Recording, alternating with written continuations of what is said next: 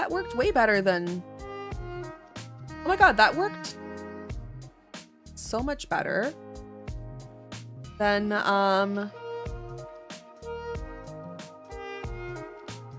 what was the other one called again? Stream Elements. That's pretty cool. Okay, that actually worked. That's sick. I was using, by the way, I was using Stream Elements to multi-stream before and it didn't work very well. All right, perfect. All right. Yeah, so basically, I've been doing a lot of multi-streaming lately, actually. Because, just like that's what everyone's doing nowadays. Everyone's multi-streaming. So I've been doing it quite a bit, but what happened was I was using the Stream Elements plugin because it's like super easy. You just log in and everything works fine. But my only concern was that it wasn't working with TikTok, and I didn't want to have like all these different things open. So I just reset up. It's called Atem. I'll type it in. It's much easier than Stream Elements. It's called Atem multi-stream, and you can plug it into OBS and everything, and it does, yes, and then it does that. Yes, it does X. Thank you so much for that. But yeah, it does like all the channels. All you have to do is hit go live. Everything works properly, and it's like super simple. Actually, I think I set up my TikTok too. Or not, sorry, Twitter. It does, yes, it does fix. Hold on, my, there we go. Guys, it's almost the holidays. Almost holiday season. Hold on, my mic is like totally in my way.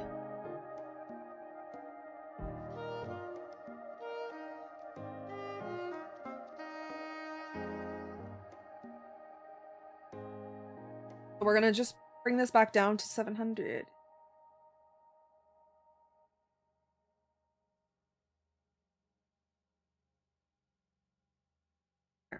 I don't actually need that other.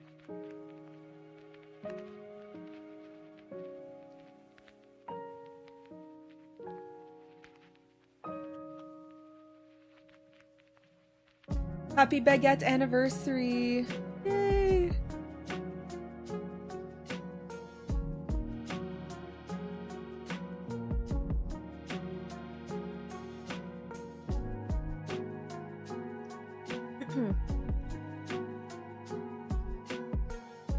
I think I actually want to make the eyes a little bit bigger.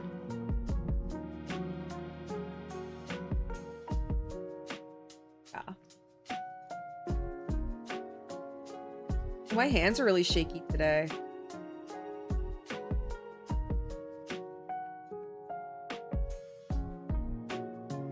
I'm going this weekend to a Hanukkah Christmas event. A Christmaka.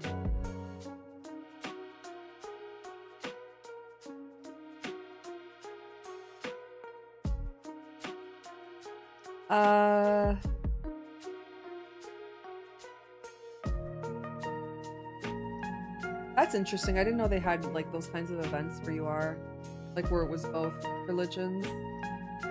Hi Roll, how are you? Welcome on in. Lovely to see you. Do you have it posted anywhere? Everything you use?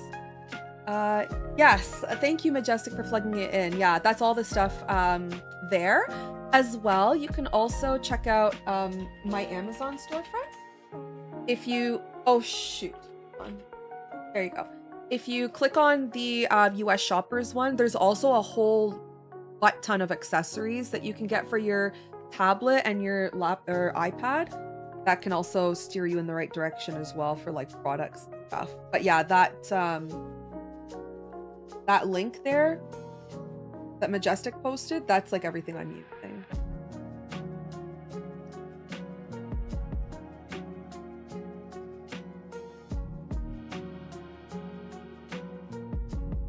Thank you. Hi, Jessa. Welcome on in.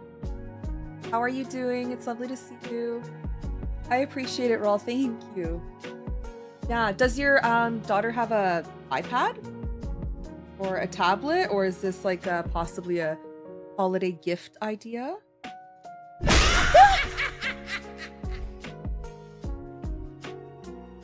Tabarnak de calice hostie. Bon ben, mon Dieu. Sacrément. Mais pourquoi? The way I just like jumped out of my freaking chair. Oh my god.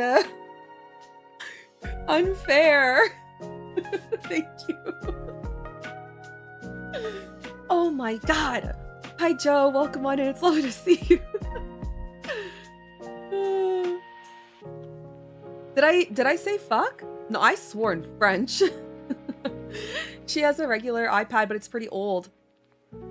I had an old iPad before. It was a Pro.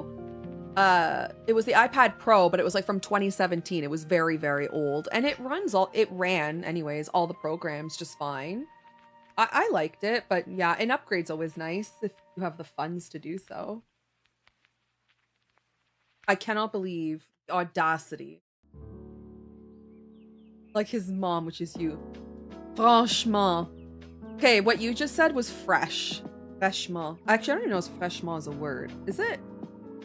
I don't think it is. No, I know what you mean. You mean franchement. Franchement is like, come on, man, basically. Like, be for real. Yeah, close enough. You're good. You're good. Hi, Moonshot. Bonsoir. He's like, mommy just swore in French. Wait, he understood what I was saying? Oh my god. That's terrible.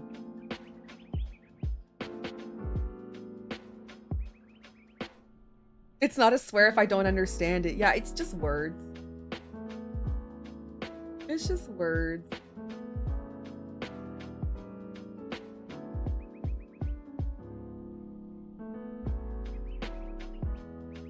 Oh, right. We gotta do the 25-minute TikTok stream. Hold on. I don't want to do it. So it's only 25 minutes with no camera.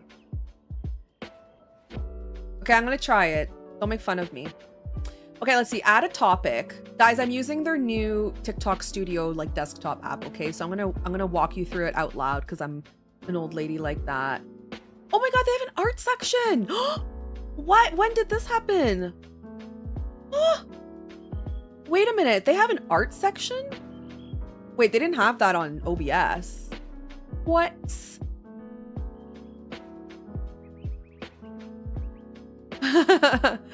Wait, that's so cool. Show at least one camera source before you go live. Wait, I don't have a camera. What are you talking about?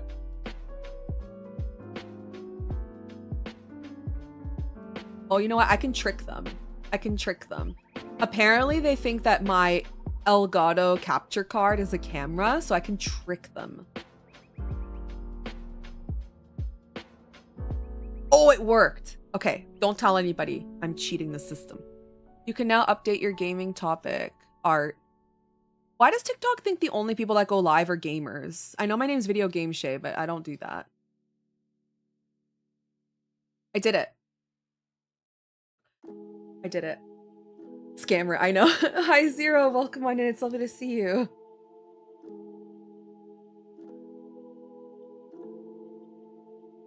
This will actually get me banned.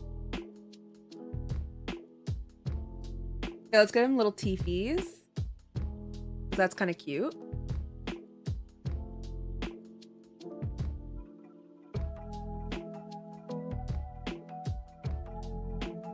Art Shay Wen. I know, I gotta change my name. Nah, I'm not changing it. I've kind of like, I feel I've grown out of Video Game Shay. Like, honestly, I just want to be Shay. But I think I've gone too far into the social media platform sphere to change it. I don't know. I want to just be Shay. But there's actually somebody already on Twitch with the name Shay, and they didn't stream for quite a long time, and then all of a sudden they started streaming again. As soon as I got partner, they started streaming again, and so I couldn't change my name. And I was like, damn it. So basically, like, if you become a Twitch partner, you can change your Twitch handle and take over like someone else's username as long as they're inactive. Yeah, video games chat. 100% true. So true. Okay. Right. So I made his eyes a little bit bigger. I just thought they would look so much cuter.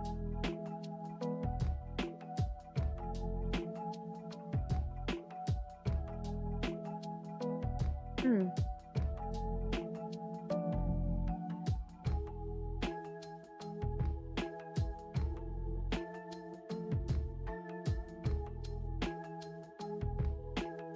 His little arm here.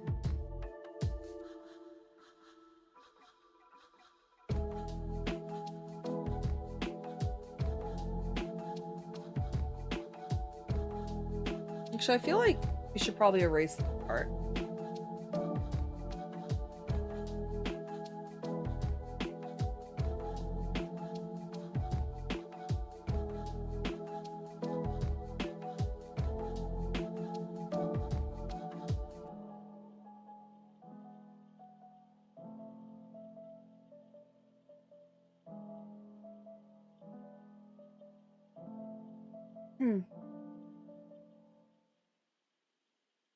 Yeah, if I could just go as Shay, that would be awesome.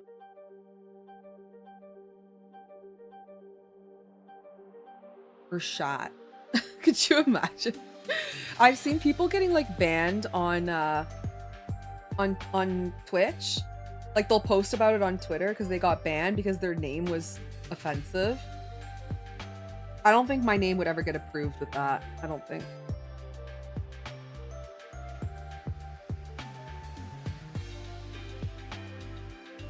Yeah, that's a mouthful. He's the NBA MVP and reigning champion. Sorry if you don't get the yeah, I don't get it. I don't know anything about sports really. I don't know much about sports.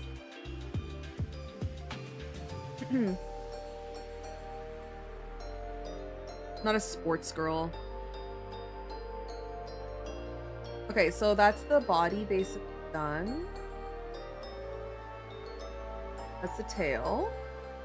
And then we got to add the flowers. The flower is called a desert something or other. Desert. I'm going to call it a purple flower. I don't remember what it was called. Desert purple.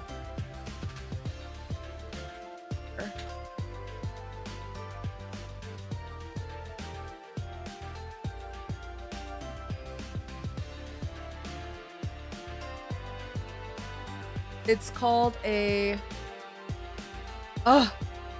desert sage? Is that the one? No, it's not sage. God damn it. Desert purple flower. What was it called? Well, it kind of looks like a hydrangea. I'm gonna type in maybe hydrangea.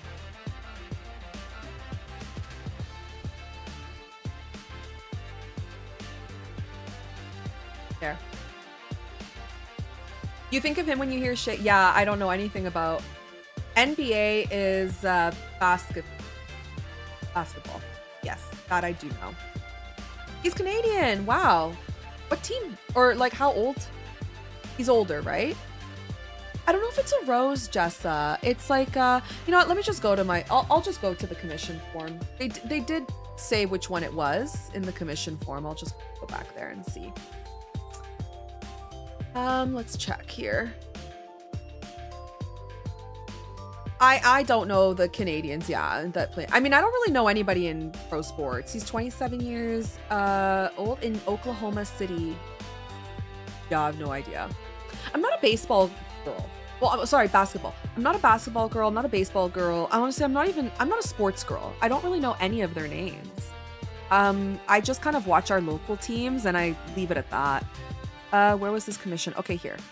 I'll tell you the name of the flower. It's called the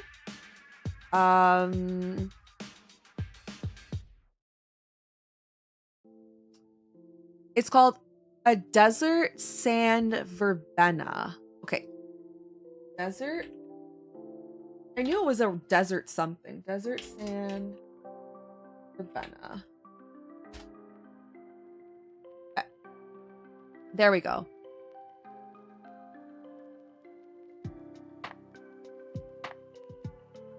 All right, so it's like I'm gonna draw it on a separate layer, but basically it's a round flower. Let's start with like a ball.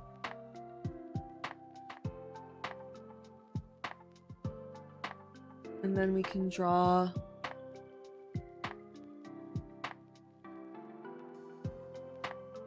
a flower like that. And we'll do like maybe one. Actually, you know what? Never mind. Let's just draw them all.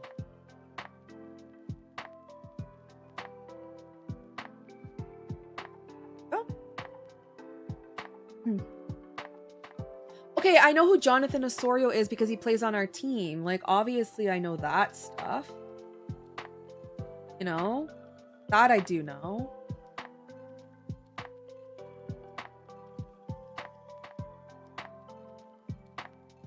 Okay, this is looking like the strangest.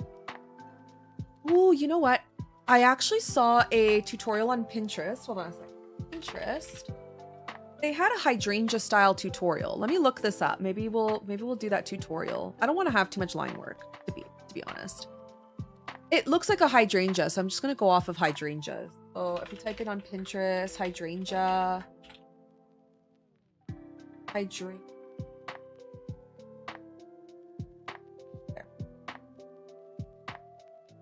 Okay, you're naming all the people on our team. Like, come on. Sorry,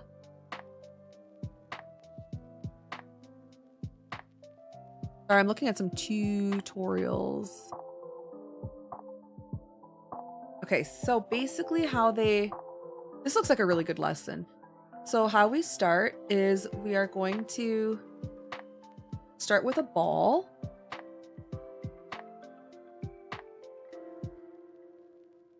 Reference. And we're gonna add like the purple that we want.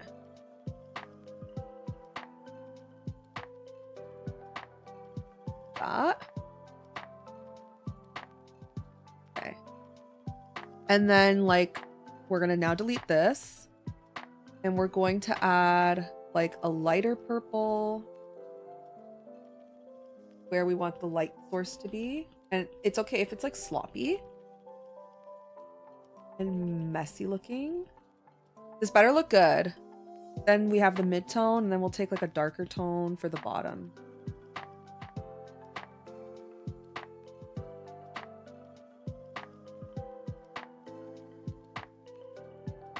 And then we'll take like a mid color. Some variety. Hi, Shiv. Thank you so much for the lurk. I appreciate it. Thank you. Thank you. I hope you're having a good day today. The non-sports girl that watches every game I put on. But that doesn't matter. Like, I don't like sports. That's it. I just enjoy watching it when it's on. But I wouldn't call myself a sports girl by any standard. Okay, so now that that's done, it's looking like we want to actually blend these colors together. So we're gonna blend.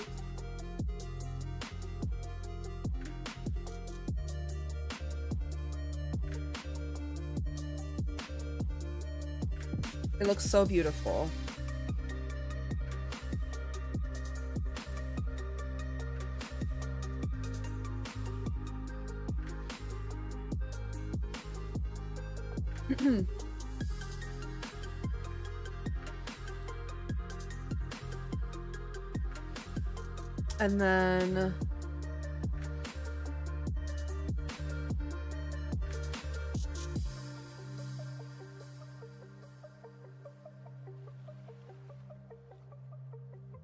And then it wants us to like trace on with like a thin pencil, trace the flowers.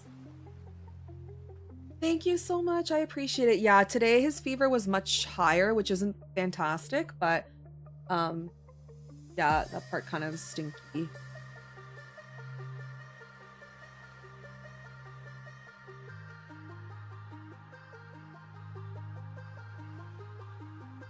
I fail to see like how this is gonna look good. Is this one of those trust the process type things?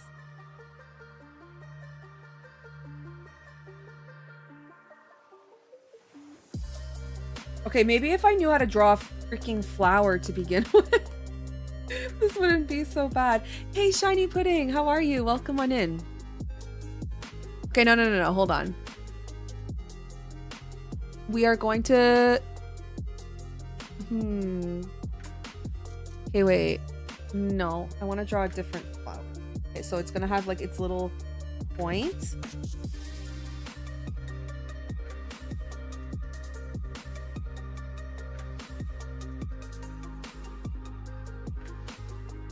Okay, so it looks like that.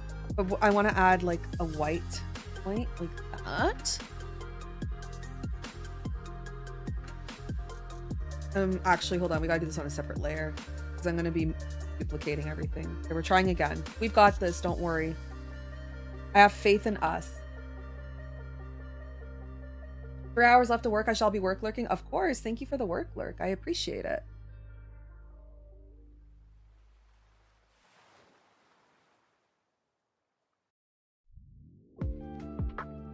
Hold on.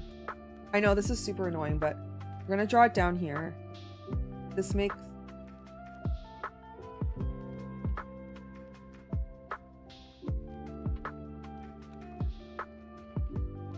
As you can tell, I don't often draw flowers.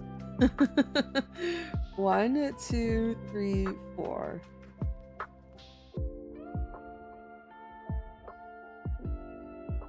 Did it. Okay, that's a much better flower. That. And then we will add any shadows or no?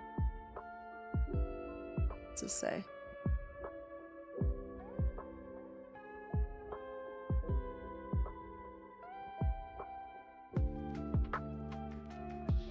I guess we just duplicate this flower over and over again.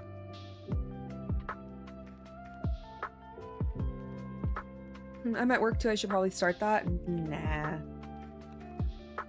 Working's for weirdos. It actually works.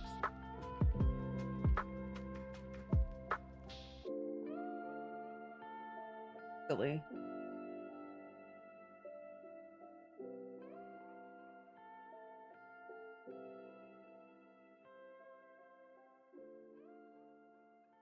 I thought this would be like a faster way of doing this, but this seems to be quite slow.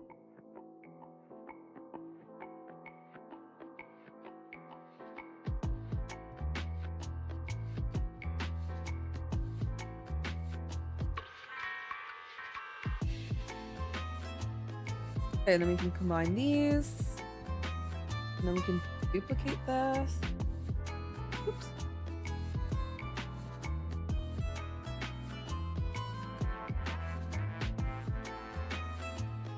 That looks kind of good. It's getting there.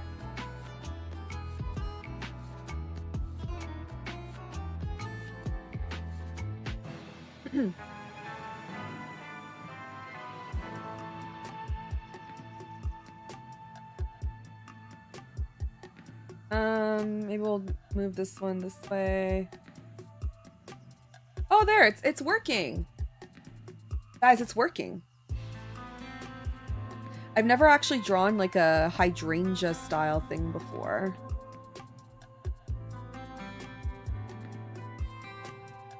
They're so pretty though. I love the art. I don't know if you guys have ever seen like how some of the, especially Asian illustrators, do their hydrangeas, but they're so pretty. Oh my god.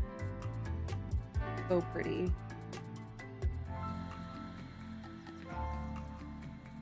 Maybe that, and maybe we'll put it here.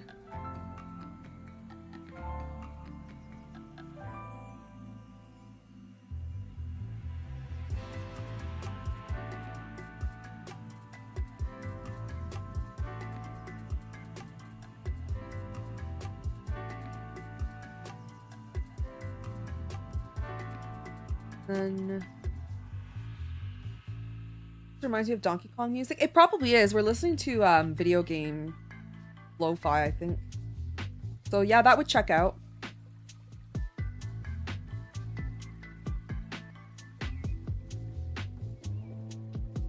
You know, I'm still kind of upset about the Game Awards, by the way. I was kind of upset seeing, like, Claire Obscure win everything. Did Donkey Kong win something? No, it was just, like, a little bit annoying. I don't know, like, obviously it's probably deserved. It's probably an amazing game. I don't know. I haven't played it. But it was super frustrating to just see the same game win every single award. It would have been really nice to see something else win.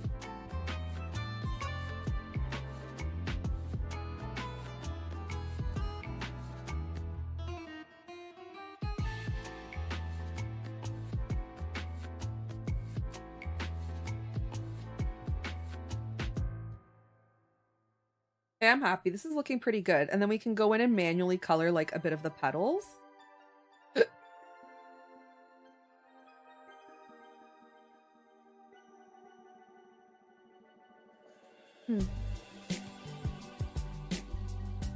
By the way, if you guys like the tutorials and stuff that I find sometimes on Pinterest, you can follow my Pinterest. I usually post, like, I pin a lot of stuff, like a lot of tutorials and things like that. You guys can check out.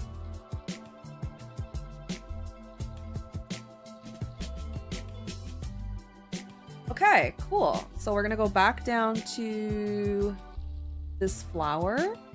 And then I think now we just kind of like manually color in the petals that are sticking out that give it a bit of that texture.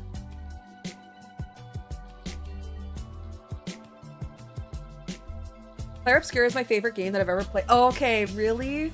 Do you think it was deserved that it won every single thing? Okay, I didn't see or keep up with any of that. What was the best game? Claire Obscure won Game of the Year. I mean, it won everything. It won basically everything.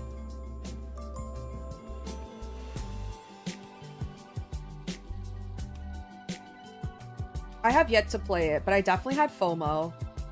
After watching the awards, I had like the biggest FOMO. I was like, wait a minute. Is it really that good?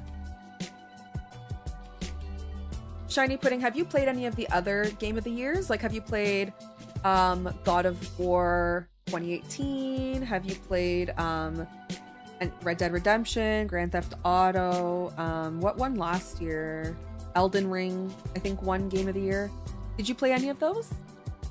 Oh yeah, Last of Us Part 2. Okay, Last of Us Part 2 is amazing. I think that game is incredible.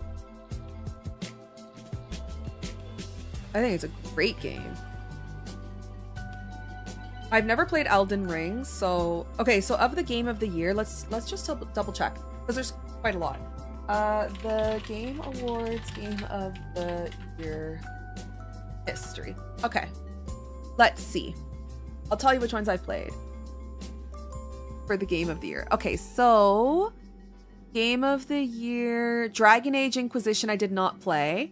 The Witcher 3 I kind of played and I liked it a lot. I just didn't finish it. Not Overwatch. Okay, Breath of the Wild was 2017. One Game of the Year. Deserved. That was such a good game. I loved it. I did play that. I did play God of War. Amazing. I didn't play Sekiro Shadows Die twice. I played The Last of Us Part 2. It Takes Two. Not Elden Ring, not Baldur's Gate, not Astrobot, not Claire Obscure. I played a couple of them and honestly, like, they're pretty good. Like, God of War 2018 is really freaking good. Last of Us Part 2, I would argue that it's better than the first one. So I agree. It Takes Two was an incredible game. Legend of Zelda Breath of the Wild was absolutely amazing. So I don't know. Maybe they're like not, I don't know. Maybe Claire Obscure is the freaking best game. I gotta play it.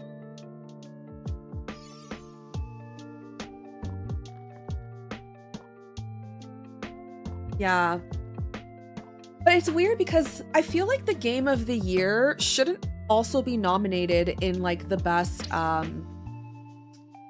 like graphics, best sound, best this, best that, because obviously it's going to have the best of everything if it wins the Game of the Year, right? Doesn't it always tend to, don't they tend to kind of like feed off each other.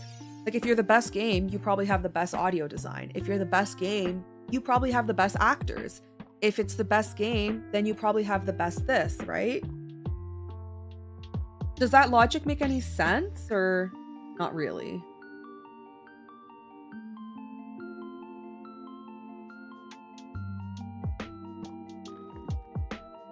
Okay, so now we're gonna go in and manually sort of add our shadows everywhere. It's okay if this looks kind of sloppy. I'm kind of going for like a bit of a painted style. Oh, it's okay. Don't mind.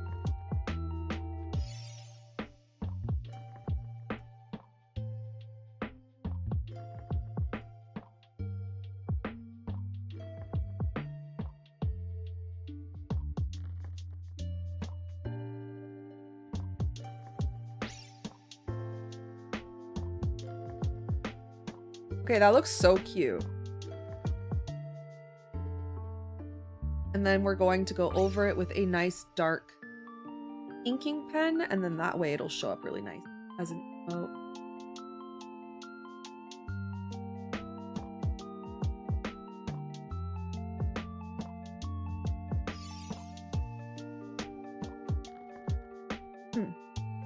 You think it depends? That's too logical. It's literally about making a statement versus logic. Yeah. Because I would assume if you're game of the year, shouldn't you have all those things? I feel like game of the year should definitely have the best actor, for sure.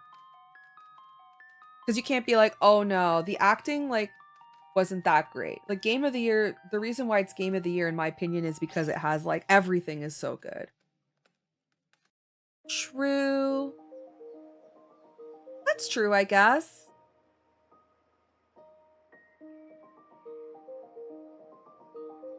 There, what do you guys think? It turned out really cute, huh? The hydrangea? What do you guys think? Do you like it? I think it turned out really nice. Yeah, I really like it. I think it turned out good. Well, that's fair. I think the games that got selected for Game of the Year were all quite similar. Maybe. I don't know.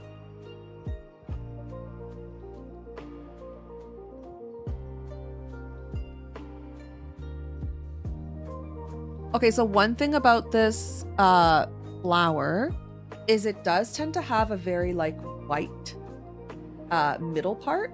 So I'm gonna just increase that a little bit more so that way it doesn't look too much like a hydrangea, you know.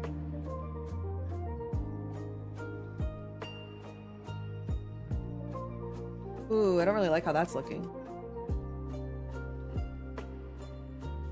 Maybe it has a bit of a greenish color too.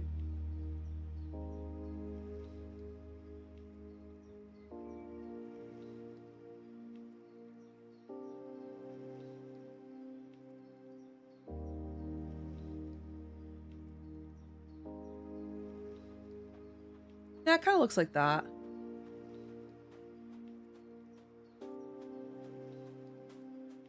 You hate award shows?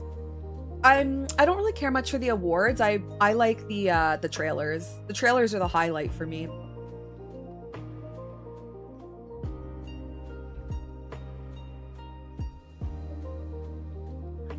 Also, I would say this is actually a bit better. You said saturated. Perfect.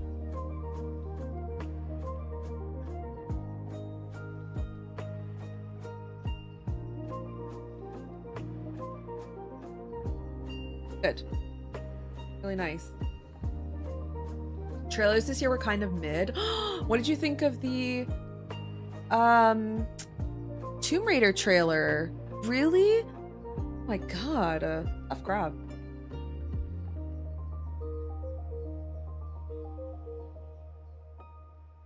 Yeah, the Tomb Raider trailers were insane. Oh, you don't like realistic games? Okay, so I love realistic games. So like this year's trailers were right up my alley. I'm most excited for Tomb Raider #1. Then there's this new game called Phantom Blade Zero, where it's kind of like you're kind of like an assassin ninja type thing. I don't think it's Japanese though. I think it's Chinese. With all sorts of mythical type of creatures. Control looked kind of cool. The Star Wars racing game did look pretty cool. And I don't even really like Star Wars, but did you guys see that? The Star Wars racing game?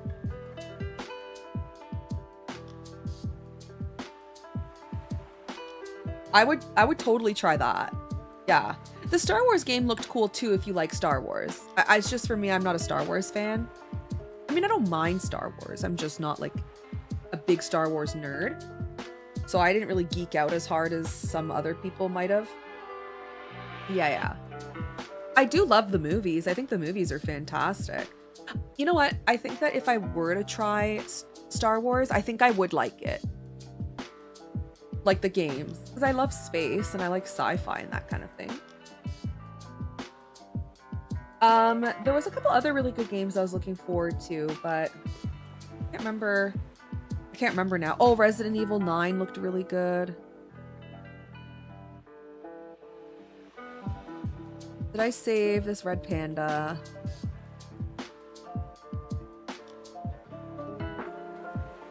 I think I did. Okay, so what we're gonna do is we are going to go to our raw file here and we're gonna make a palette. Okay, so we're gonna hide all this and we're just gonna grab our base colors.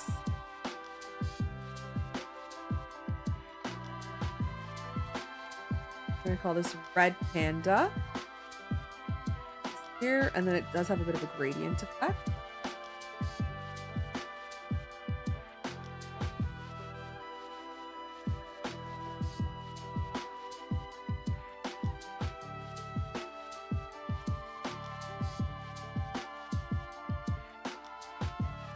Silk Song, yeah, I haven't played Hollow Knight. I played the Star Wars Racer game on N64. It was so much fun. Really? Wait, it was on N64? I didn't even know that.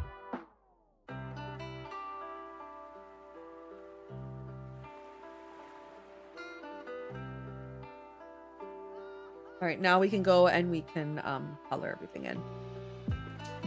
We have our reference setting, drop our base color.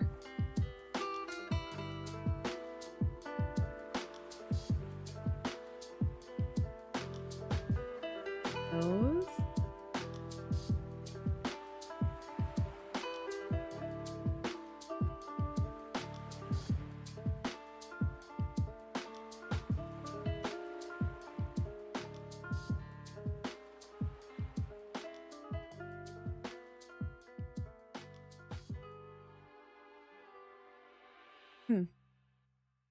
I'm excited for something similar is back.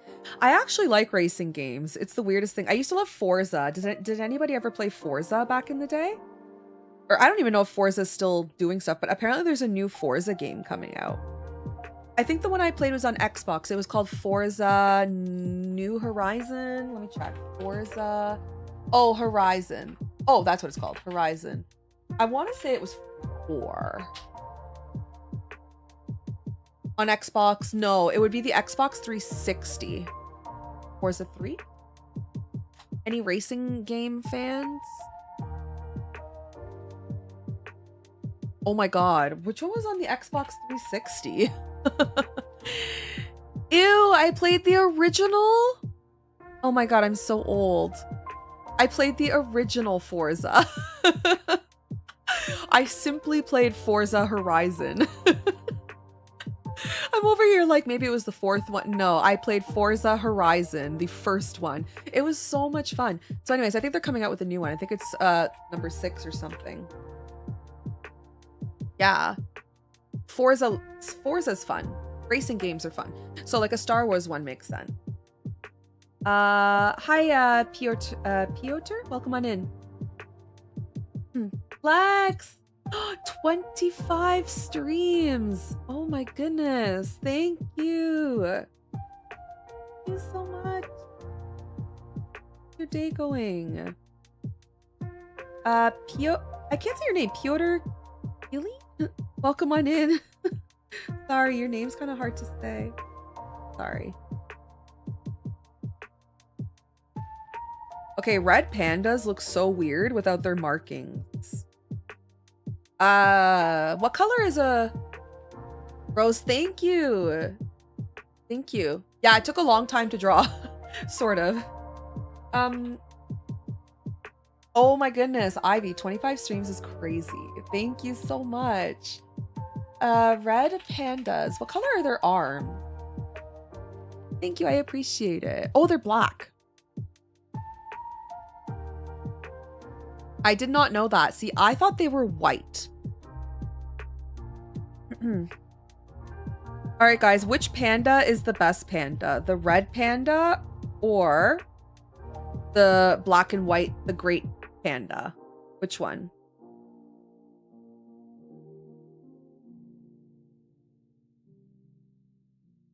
The giant panda. Oh yeah, what about the trash pandas? True. Yeah, their paws are black, but because I'm doing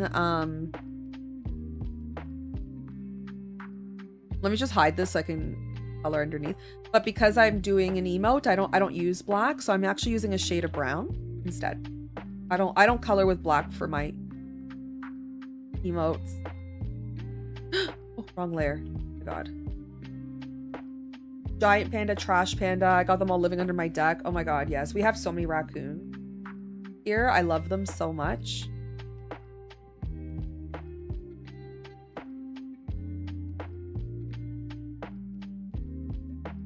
Okay, so for the face, I think I used a... Okay, first let's get our gradients going. Let's grab a nice soft brush. Alien! How are you?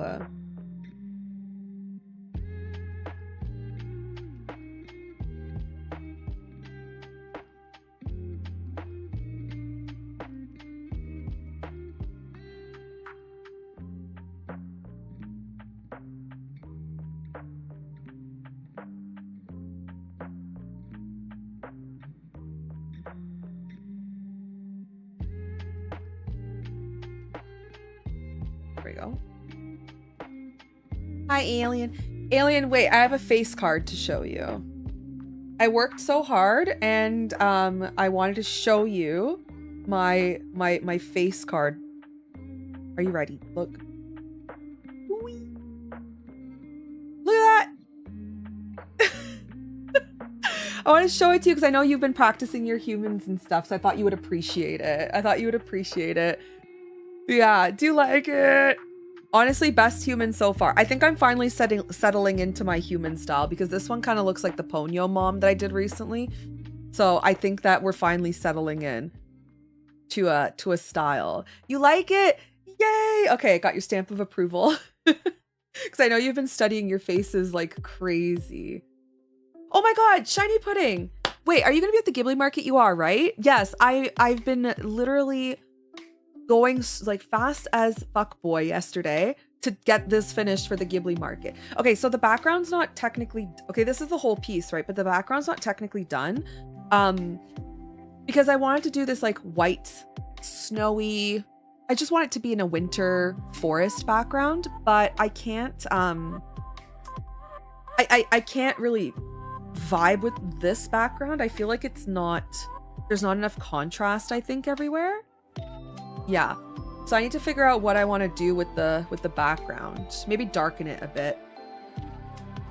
But yes, it's almost done. I'm gonna add a bit of blood, a little bit, because why not? And then maybe some red cherry blossoms or something. But yeah, almost finished.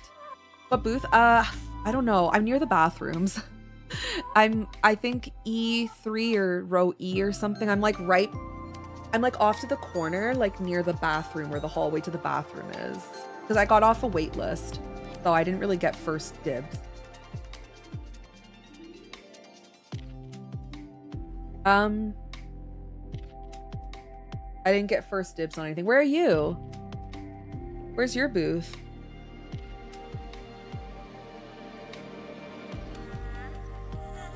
Oh, the fur! Thank you!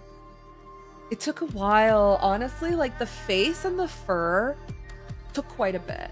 Took quite a bit of time. But shockingly, it only took me 7.5 hours. I don't even know how. It's crazy because it should have taken so much longer. But most of the time was spent in those parts.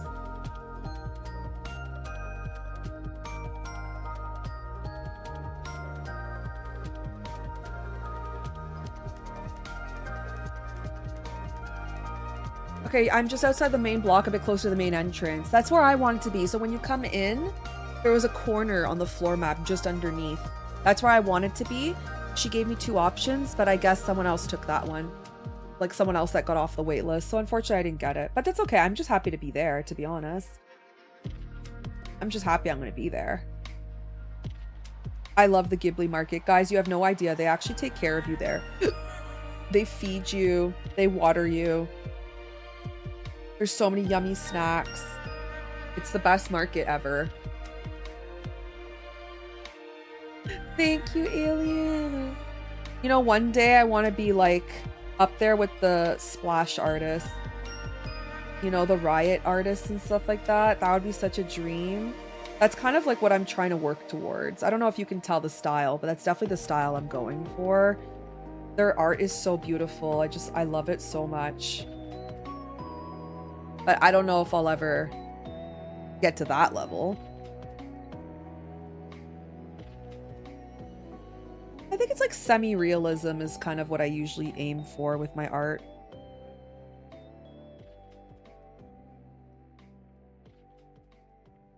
They're halfway there. Thank you. One day. They're so good though. Like, I don't think it'll happen. But you never know.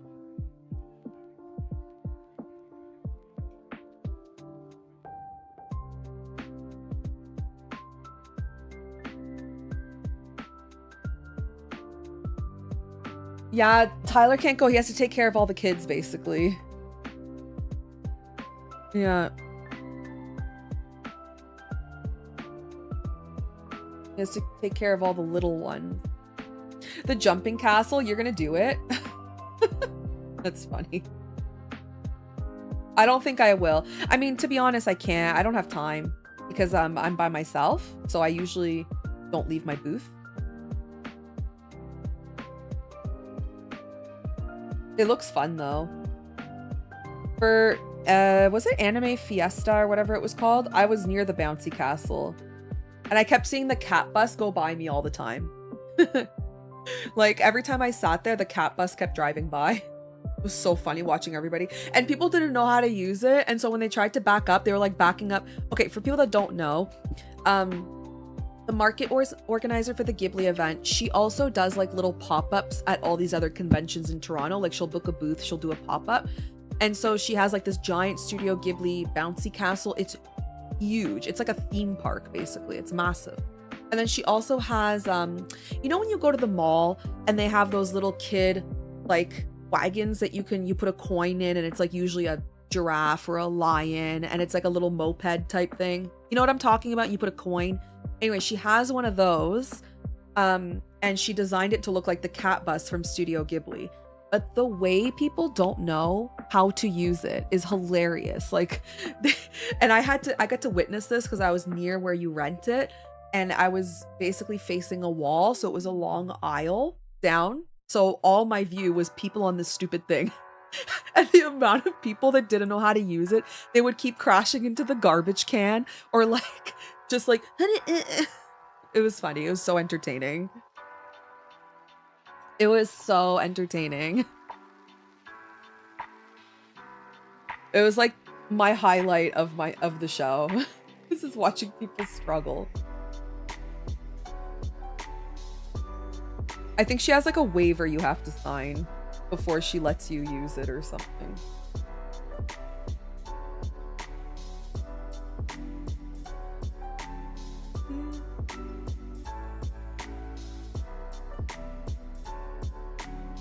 Yeah, I'm really excited. She's like one of the few market hosts where they actually feed you. Like there's a set menu. We get pancakes and eggs and bacon and sausage.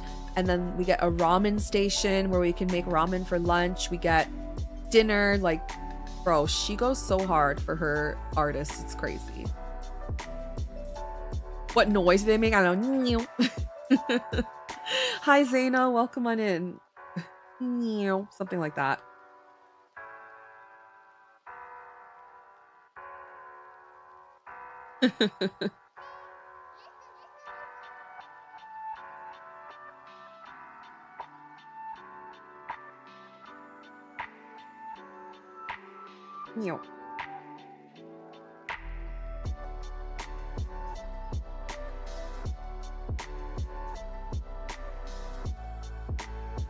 Yeah, babe. Please don't get sick.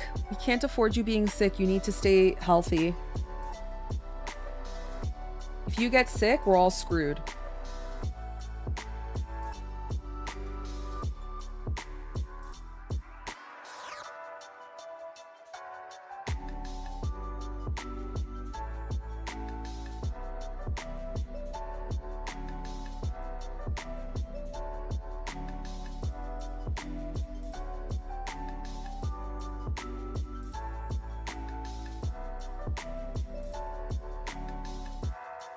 Aw, this little guy. Cute.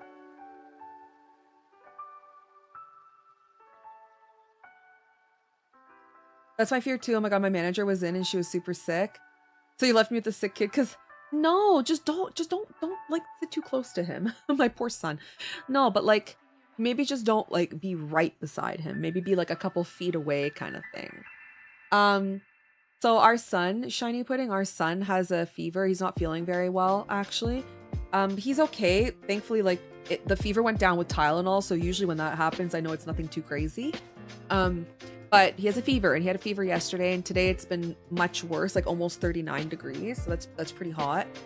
And he's coughing a little bit and he was coughing near me at the breakfast table and I was like, oh my god. So I told Tyler, I'm like, babe, I can't get sick because I paid like $300 for this table. I'm like, and it's prepaid and if I can't go, like I'm gonna lose that. And so I told Tyler and I'm like, but if you get sick, then nobody's gonna be able to like take care of everybody because you know Tyler, he's the rock in the family. So I don't know, kind of stuck. I don't know what to do.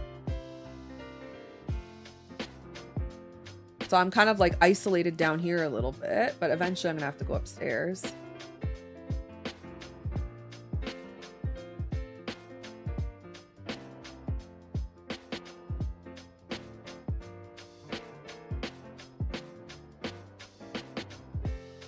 Yeah.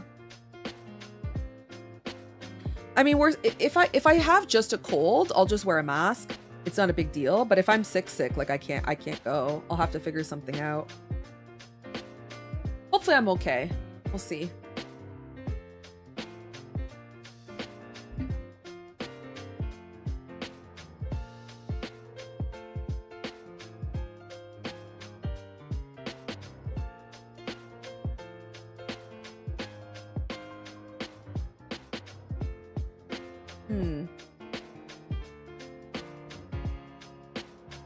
Okay, I want this to be a little bit brighter, actually.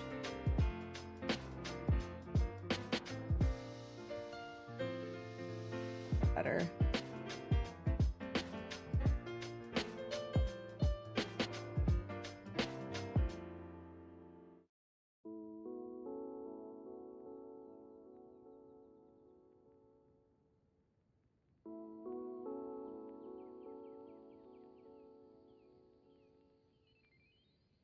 I like that.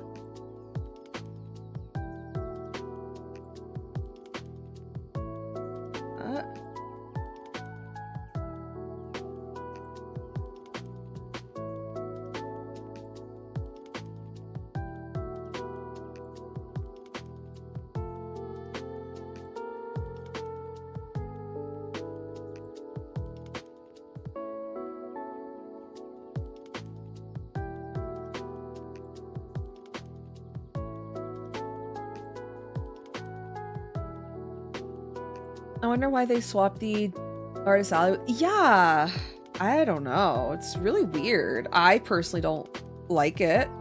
I think it's like the layout's a bit awkward. I don't know. I personally don't like it as much at all. I think Doesn't make any sense. So is the Keobashi hall or whatever, the hall we're normally in, is that all going to be food now?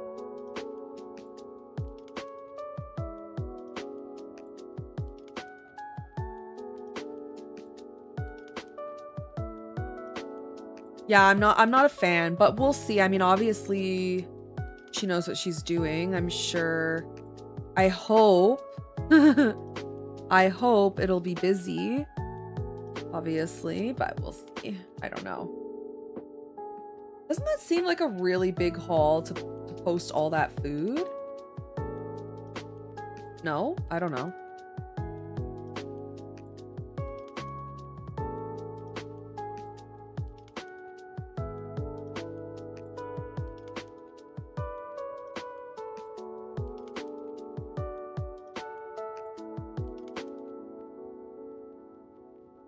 Like, how many food vendors are there going to be? I feel like there's going to be a lot of food vendors.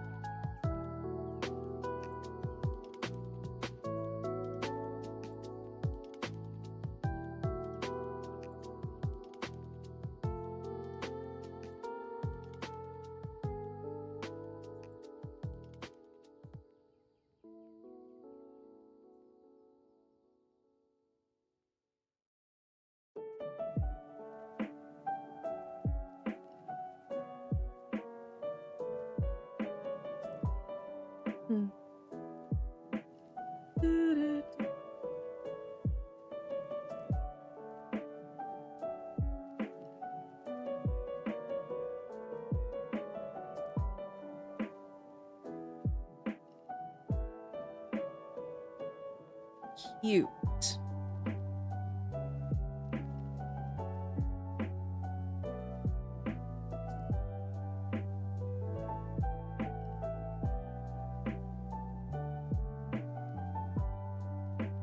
Okay, so now we're done with the base colors. We can do our shadows. I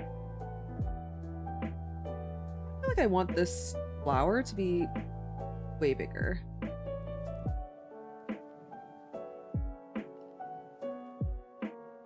You know what? I'm gonna make a duplicate copy once I'm done everything, and then we can make it bigger. I feel like it needs to be bigger.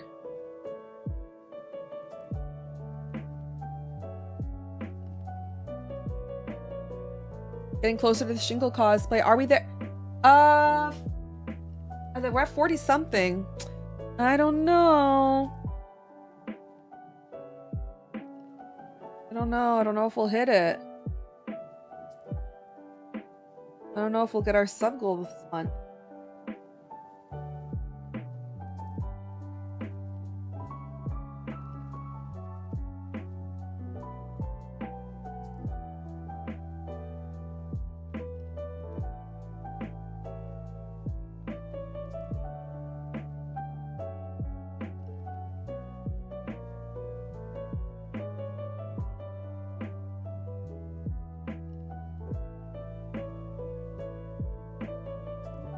Does anyone have any plans for the oh, you lost all your coins. Does anyone have any plans for the holidays? It technically, so for us here, our holidays start like I'm gonna say for school, because like parents, right? Our holiday starts on Friday. So like the last day of school for all the kiddos is Friday. And it's unfortunate my little guy's sick, because the schools always plan fun activities for the kids for the last week, like pajama day and stuff like that. And he might not be able to do all that, so that kind of sucks. But yeah, I took the last 2 weeks off. Oh, okay. So you had to take time off work, right? So you're getting along, like basically Friday's your last day of work until the new year. Year starts Thursday. Yeah, so depending on the school, some schools here do have a holiday, like a PA day on Friday. It just depends on which school. Some schools take their PA days, but technically, like, every school is supposed to be still doing its thing until Friday. Oh, fun. Oh my goodness. Yay. You know what? Taking time off is always so nice. I wish I could take real time off, but I can't. Like paid time off. Oh my God. That would be so wonderful. I don't think I'm going to take time off this year from the streams just because, I don't know, I don't know, I don't really feel like taking time off. So I've canceled quite a bit because I was sick. I had the flu and everything. So I think I'll probably still be streaming for some of the days. Obviously, I'm not streaming on like Christmas, but I do plan to stream. Let me check my the calendars. Okay, so I plan to stream on like the 22nd and the 23rd for sure, at least one of those days. And then I do plan to stream the 29th, 30th, and 31st. And well, actually the 31st is a sub goal. I won't be streaming on New Year's Eve if we don't hit the sub goal. So if we hit the sub goal down here, the Shingle cosplay, then I will stream. But if we don't, I'm not streaming. Just because it's New Year's Eve, and so I feel like that's like a really special event. Yes, sub goal. How are you working on Christmas Eve? What are you talking about? Why? What kind of cruel joke is that?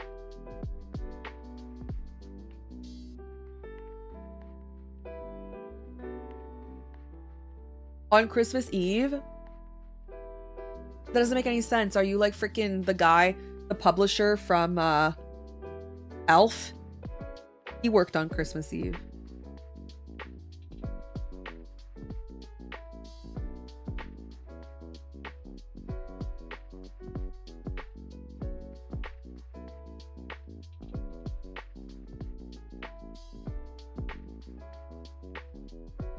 Yeah, it's bullshit. That's insane. Wait, that is bullshit. That's so incredibly unfair and unacceptable. No, I won't stand for this. How, who, and why? Like, who's having meetings on Christmas Eve? That's crazy. Nah, man, that's insane. Wait. Are you getting paid extra? You better be getting paid like vacation, not vacation pay. You know, like when you get paid bonus if you work on a holiday. I don't know if that applies to your job, but when I used to work in retail, I loved working holidays because I got bonus pay. Yeah, holiday pay. Yeah. You get like 1.5 times your rate. I work holidays all the time. The PSA about Beckett. Who's Beckett? No? What's a Beckett? How is Christmas Eve not a holiday? What are you talking about? Christmas Eve is a holiday. As much as Christmas is a holiday. Because Christmas Eve is the day you go to your family and have dinner and everything so you can wake up in the morning and open presents. What do you mean? Oh, I thought you said, did you hear about a public service announcement about Beckett? Oh. No, I didn't know about that. No, but I get Christmas Day is a holiday, but I feel like Christmas Eve should be a holiday because that's when everybody drives to go see family and stuff, isn't it? I mean, how do you guys celebrate Christmas in your families? Like, what's the vibe with you guys? So for me, I don't drive to see family anymore now that I have my own kid, but like before that, I would drive to my family's house and Christmas Eve was always the dinner. Well, we had 2 dinners. There was Christmas Eve with like one side of the family or something, and then we would sleep, and then in the morning we open our presents and everything, and then there's a Christmas brunch, and then a Christmas Day dinner, which is usually a little bit earlier, and then you just kind of enjoy your presents and stuff, and then that's it. Yeah, it's like a 2-day thing. Yeah, do you do that Christmas Eve or do you do that Christmas Day?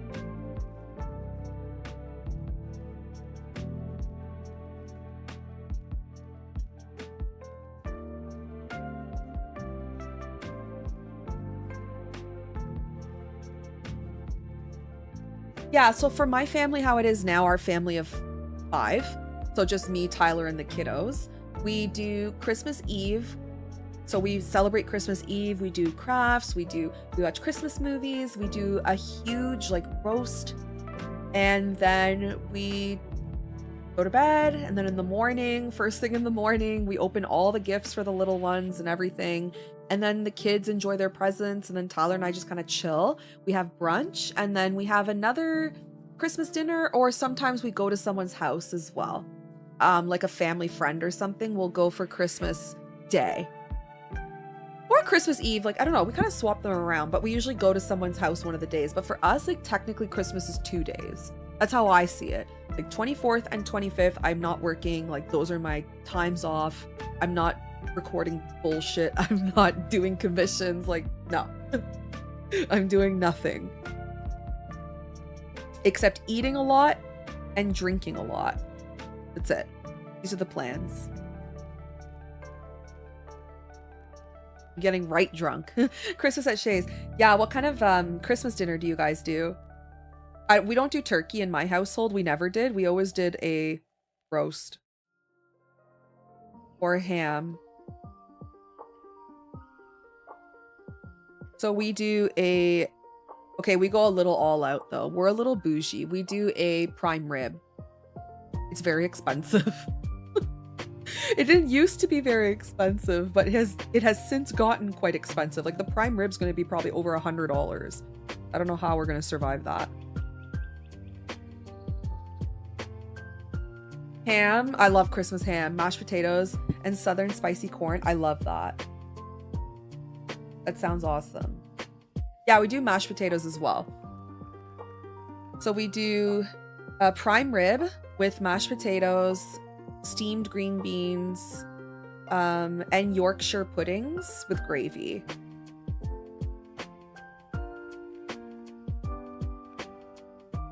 And then for dessert, we usually make cookies for Santa. So we'll make chocolate chip cookies. And then Santa usually takes a couple cookies and then we will eat the rest.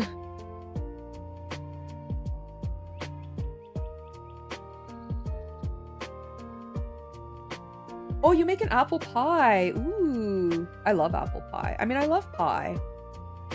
Apple pie is interesting. I've never heard of anyone doing apple pie before for Christmas. Usually it's like fruit cake, Christmas fruit cake. Tiramisu is very popular, like in and around my circle of family and friends. Tiramisu is a very popular Christmas dessert.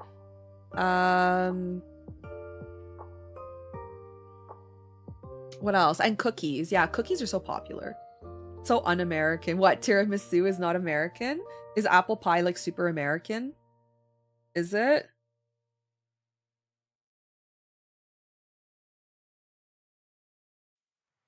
Oh, really? Yeah, no, never apple pie.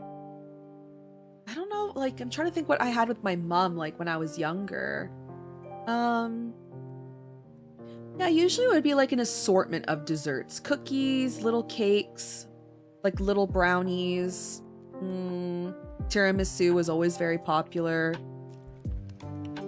Oh, Yule, or no, Christmas logs. It's like a cake, but it like you roll the cake. It's like a cake roll. Do you know what I'm saying? And it has like a spiral for the stuffing. And fruit cake, like those are very popular. Maybe pecan pie. I think pecan pie is quite popular. Oh, sugar pie. Sugar pie is very popular. Yeah. Hi, Creative Kraken. Welcome on in. Thank you so much. I appreciate it. Sorry about the TikTok, by the way. Sorry about the lack of camera. My TikTok, I have to stream for 3 days before they let me unlock a camera, which is so annoying. I guess TikTok doesn't like my face. Something. Oh my God. Welcome on in. It's lovely to see you. It's lovely to see you. I have a camera over on Twitch, but unfortunately TikTok was, they made me download like their native app called TikTok Studio or something like that. And I guess they said I have to stream for 3 days and then they'll let me unlock a camera. It's the weirdest thing. No, you're a sugar pie, Vixie. So yeah, I have no camera today. It's a little awkward, but you can see my emote. Hi, Perry. Welcome on in.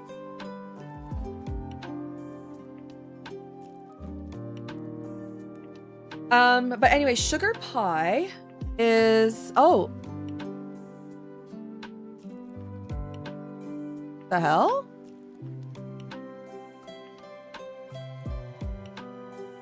Oh, what happened? That is so weird. The The live just sent inactivity. Oh, let me change it. Hold on, the mixer. Thank you so much for letting me know. Hold on a second. There, let me know if that's better. You're the first person to say that. I got a phone call from TikTok. And I don't know, the screen went blank, and then all of a sudden it was a phone call, and then it said, and then TikTok basically was like, we've detected inactivity in your stream, please solve this puzzle. I don't know, TikTok's on one. TikTok is on something, but it looked like a phone call. A call from TikTok.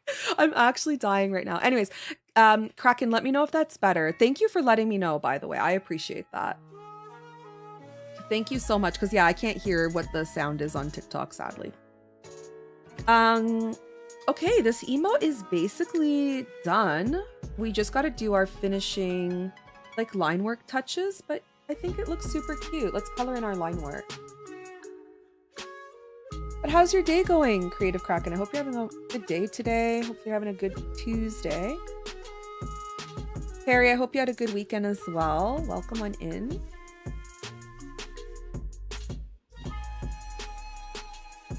I'm doing really good. I'm excited for the holidays.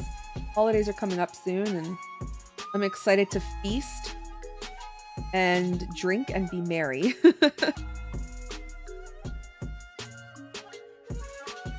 And I've got a convention this weekend. I'm really excited about the convention. I've got a new art piece that I'm finishing for it that I've been working really hard on. So yeah, overall, good day. Trying to grind out these commissions.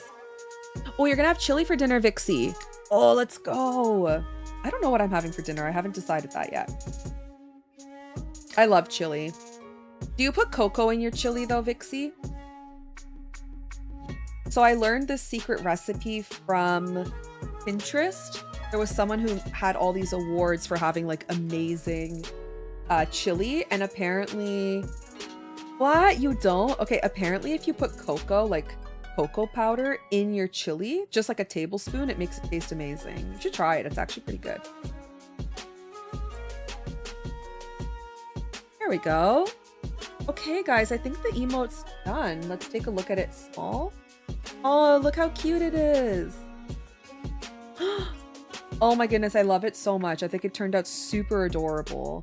Let's just add a bit of line work to this leaf here, though. My first time drawing a hydrangea, I think it turned out pretty good. I got to see an uncle that the last time I saw was in November. We had dinner with him. Oh, that's fun. Wait, he puts coffee in his curry? You know what? I put curry powder in my soup. Like when I make a red pepper soup with feta, I put curry powder. I like to add curry powder to things. Sometimes I put it in my scrambled eggs.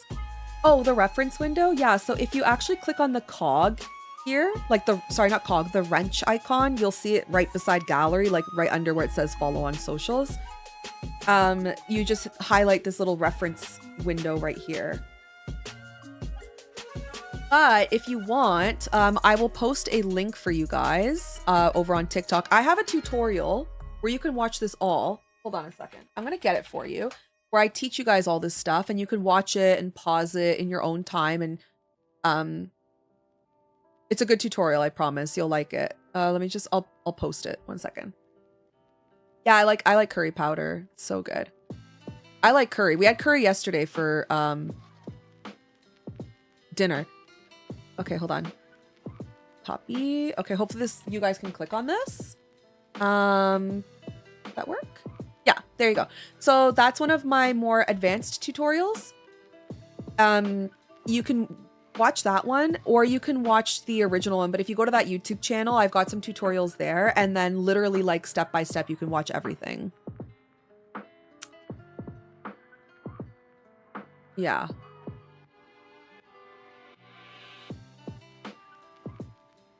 Hopefully that works for you.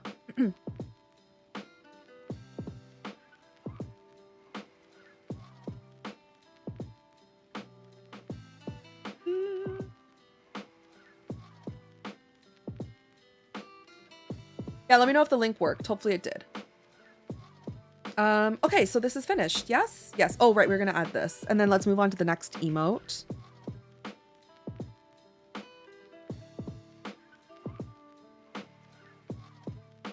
It worked. Yay. Okay, good. Yeah, so you can watch it later if you want to. And then I highly recommend, like, I have 2 more emote tutorials. The other one I recommend is the how to draw emotes where it says updated, like the more recent one.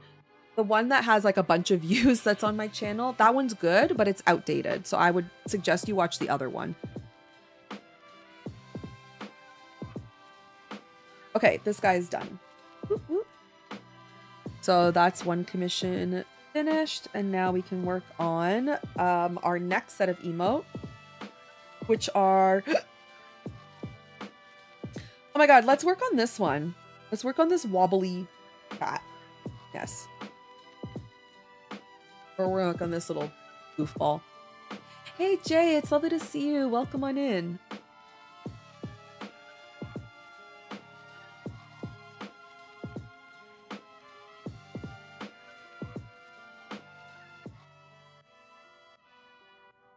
Okay, we're gonna work one frame at a time.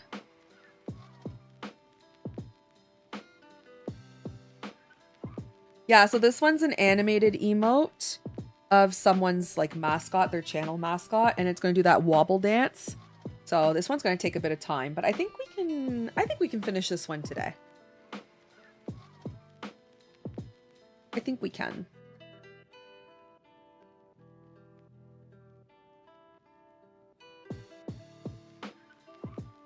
So first we'll do the wobble with the body. We're going to do all the line work and then just so everything's really nice and consistent, and then we'll do all the coloring.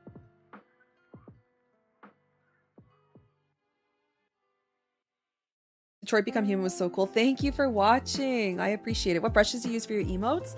I use the ones that like, so you can get my brush pack on Patreon, but to be honest, I just use this medium brush, which is part of the airbrush collection. It's just a standard one.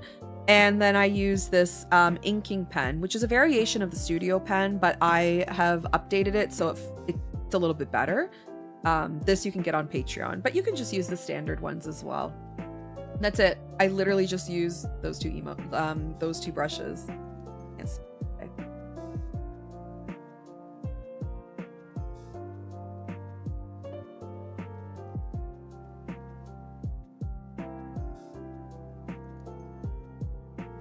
Yeah, studio pen from the inking collection.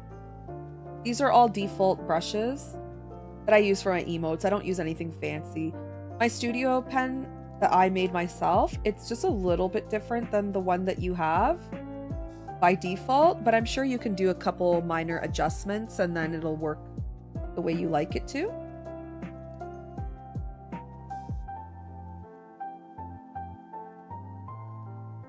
The meat water trick, yeah. Oh my god. Anyways, I'm gonna be starting GTA soon, Jay. I bought it. Unfortunately, I couldn't find it on PlayStation, by the way. Isn't that weird? They have San Andreas for PlayStation, but they didn't have GTA 5. So I'm gonna be playing on PC, which I'm a bit nervous about. Simply because I don't play keyboard and mouse.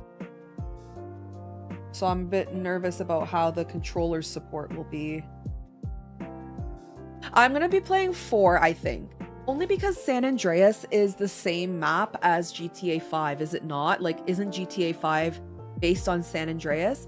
So I feel like the stories... I mean, I know the story's gonna be different, but I feel like it's just not a change enough pace for me.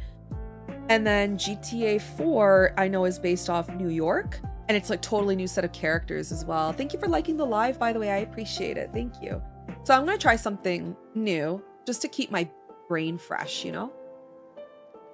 I think I will play San Andreas, though. It has been really highly requested, and I know it's really fun. That, I think, is available on PlayStation. Usually controller support on PC is really good on those. Do you think so? Because I have like an Xbox controller, and that's kind of what I'm nervous about. I don't really like using it. It's okay, but I would rather use the PlayStation 5 controller, but I heard that sometimes the support isn't very good, like the buttons get mapped weirdly. Yeah, okay, I have a plug-in Xbox controller. It's like an old one. I don't even know where it is right now, but it's old as fuck. It's like super old. I think it's an Xbox 360 controller. Hold on, let me check.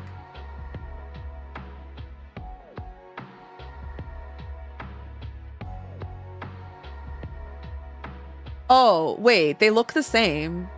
Wait, new Xbox controllers don't even look different. Yeah, it's like an Xbox controller. I think I got on Amazon or something. I just plugged my PS4 controller and it worked well. Okay, that's what I want to do. Yeah. There you go.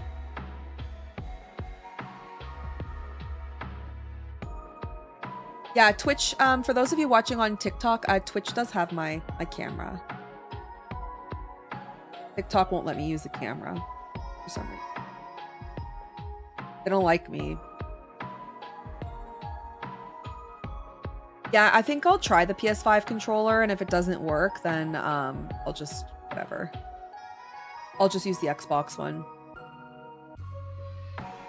So I had problems with, oh, Creative Karen and Lula Reds, thank you for the follows. Welcome on in. I think it was Okami.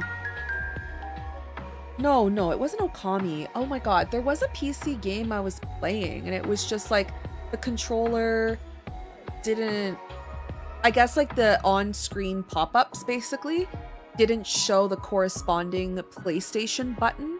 So I had to guess what the button was for the PlayStation. Was it Okami? Yeah. And so it made things super stressful because I'm like, I don't know what button I'm supposed to press, you know? It was irritating.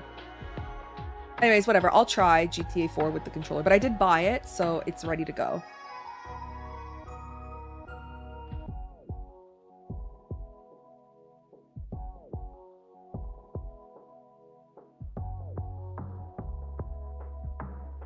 So I'm ready to play it. I'm very excited. I think I'm gonna start it this week. I just need like a day where I can sort of focus on it, because day one playthroughs are always super stressful. They're exciting, but they're stressful. Hold on, someone's knocking on my door. I don't know if it's...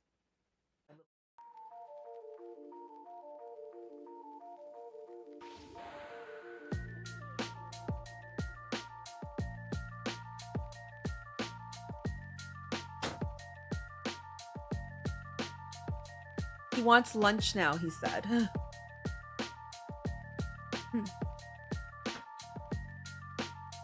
Anyway, so yeah, day one of a playthrough is usually I don't want to say stressful. It's not stressful. It's just a lot of information overload, because there's a lot of new stuff being introduced to me, and you guys know me, I have ADD, like my brain does not work that great. Okay, so when all that new information is being overloaded to me, I feel like I can't have anything else going on that day. Like if I do a first day playthrough, I like it to be a day where I can devote like 5 hours to the game, so I can get to know the controls, get to know all the new information, whatever, because I get very overloaded. I can't stream on a day one day. I can't, because then I'm like, it's too much for me. It's the ADD, I think, that makes me that way.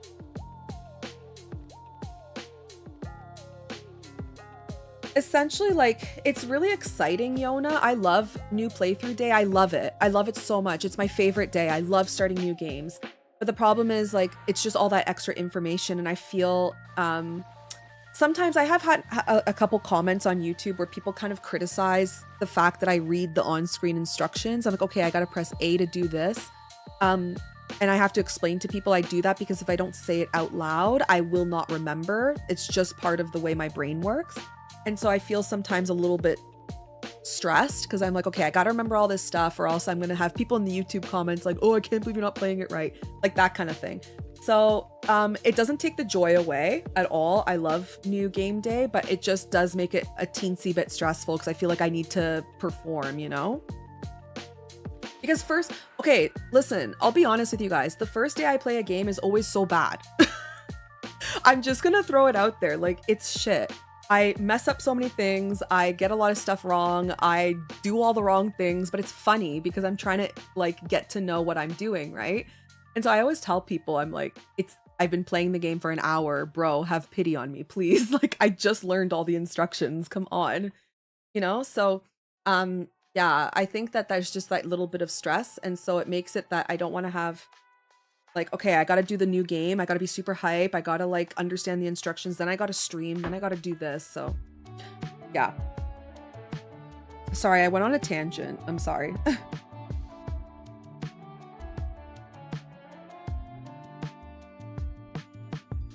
But no, just to make it very clear, new game day is always my favorite day. I love playing new games. It's like starting a new adventure. It's so much fun. Just ignore those people. Hi, Care. Welcome on in. Yeah, I do generally ignore them. Because I don't know. I find it so strange that people would judge you. Being like, I can't believe you didn't know how to do this. And it's like, bro, I just started. Like, fuck off. You know? That's kind of how I feel when I see people make those comments.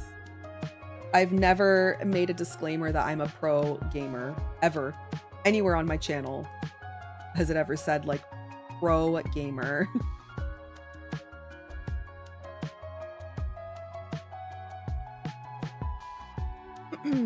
Thank you. I love the lurks. Thank you so much. I appreciate it. I ignore people all the time. Oh, yeah. I ignore a lot of people. So there's this like awesome feature on YouTube called hide user. It's my favorite. If ever people act up a type of way and they're just like, it's okay to criticize my gameplay once in a while. I actually don't mind that. I don't care, right? I can't please everybody. But there's some people who are like super mean about it. And I just send them to the void. There's a void option. Yona, you probably see them in there. It's interesting how it works. So basically what happens is they don't know that they got sent to the void. So they will literally comment on any video I make and I can't see them and nobody else can see them. So they're literally like talking to themselves like at a wall. It's so funny. But like I don't see their comments anymore. Like they literally just get yeeted. It's like blocking, but better because they don't know they've been blocked.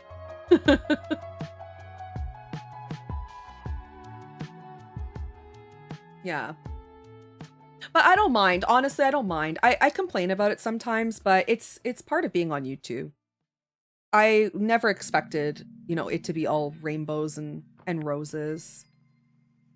Truthfully, I think that actually my YouTube community is incredibly wholesome for the most part. Considering what I see happen in other people's YouTube channels, like my channel's a bunch of saints. Like my community is basically 99% amazing people and saints because I don't get that much trouble for the most part. It's very, very rare.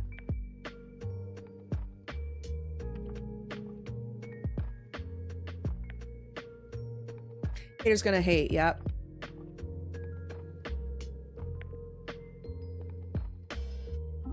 Pretty much.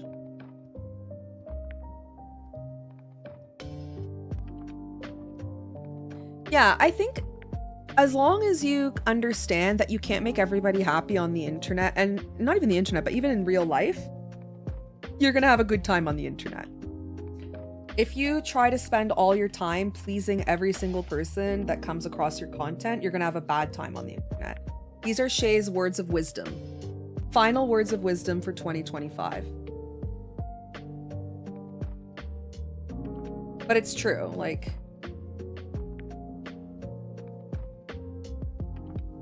Write that down. Yeah. The only ones that matter truly are like you guys. Like the people that engage nicely with your content, that are part of your community. Like those are the people that matter. The other people that come and go and leave like rude comments, they don't matter. Because they just leave a stupid comment and then they probably most likely will never be back on your channel. You don't have to worry about them. So it's just, if you spend your time worrying all the time about how to make those haters like you, then you're just gonna constantly spin yourself in a hamster wheel, basically. Yes, the only one that matters is me, Vixie. It's just you.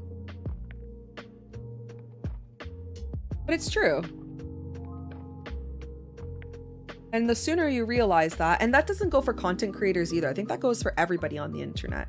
As soon as you realize that, I promise you guys, the internet will be a much happier place.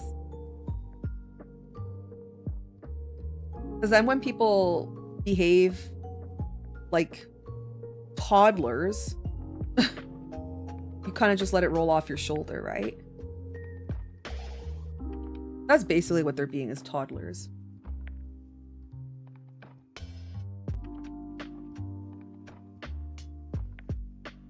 I'm saving up to get a tablet so I can start dabbling on digital art, but nervous about it because I think I'll end up liking it. What's wrong with that? What do you mean nervous you'll end up liking it? Isn't that a good thing? Hi, Creative Kraken. Welcome to the Twitch stream. It's lovely to see you. Oh, I like your badge. And also, I like your username color. Purple's my favorite color. So I'm a bit biased.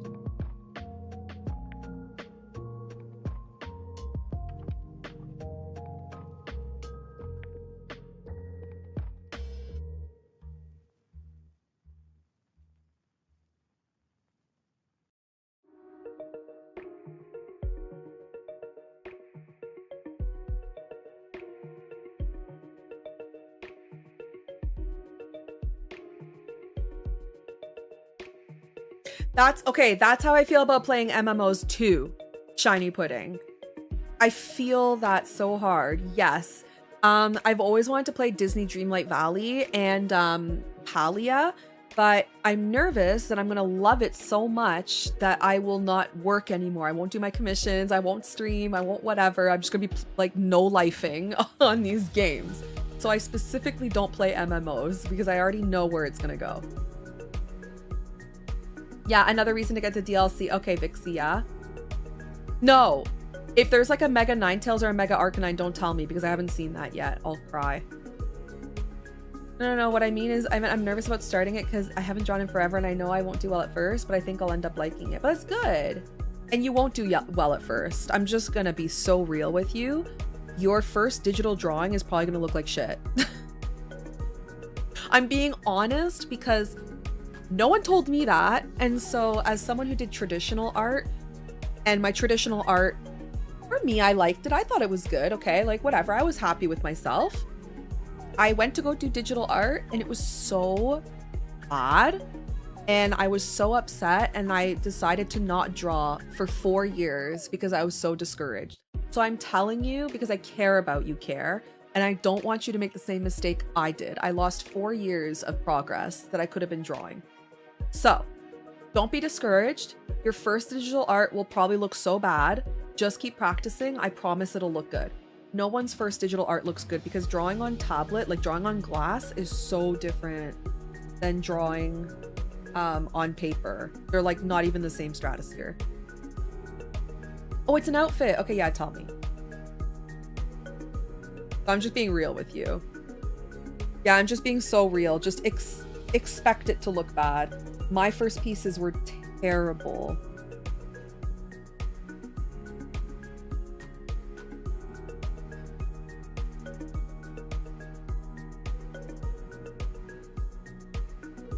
And I was so like discouraged.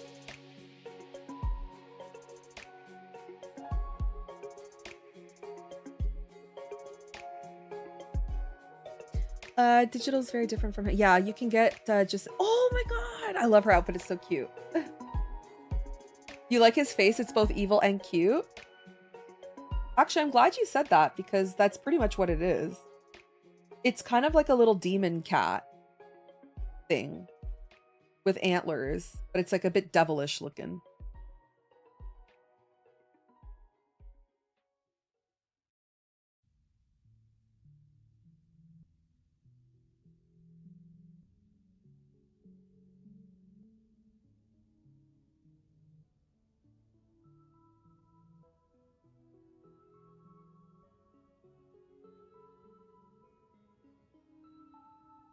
So a regular cat. Oh, it's for Vixen, by the way. Vixen! Oh my god. The way I didn't even say hi to you. Can we get a shout out for Vixen, please? If you like the emotes that I am drawing currently right now, this little guy. They're vixens. This is her mascot. So please go follow her and go sub to her and all of that. When you start digital art, it pretty much learning traditional for the first time all over again. That's exactly it, Vixen. Totally. Exactly. That's such a good way to put it. Yeah, that's a really good way to put it. That's exactly how it feels. It's like learning to draw all over again.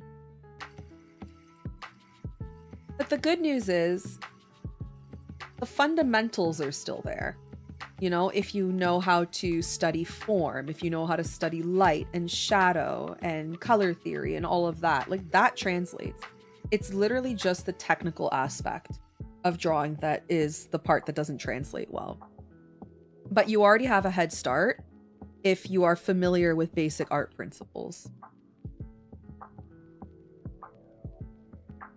I think that's another reason why it's really difficult for people who do traditional art and then transfer to digital, because they are a little bit more advanced, right? And so they have a certain expectation of themselves and they're like, I don't understand. Like, if I drew this, hey Flareon, welcome on in.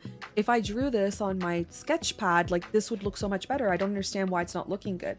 And so that's, I think, like a huge drawback and maybe a reason why some people decide not to jump into digital, because they're afraid of that little leap.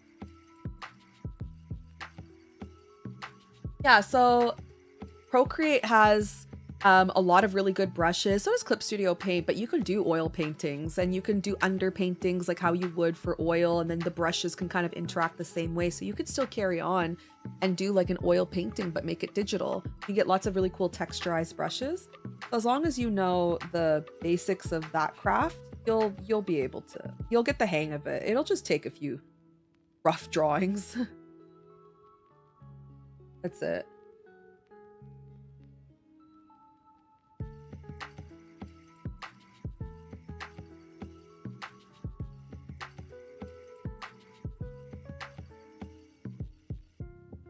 Hi Anonymous, welcome on in. It's lovely to see you. Hope you're having a good day.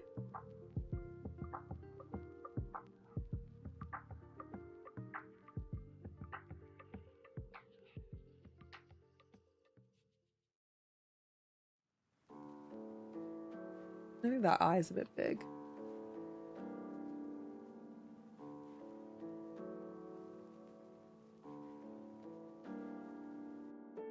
Yeah, look up a lot of tutorials, I would say.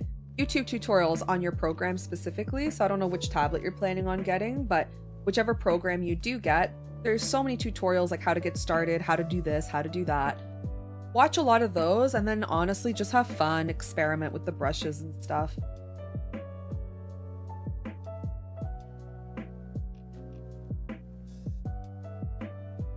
You'll get the hang of it eventually. I like the Eevee in the background. Thank you. Yes, I drew that for my Patreon members.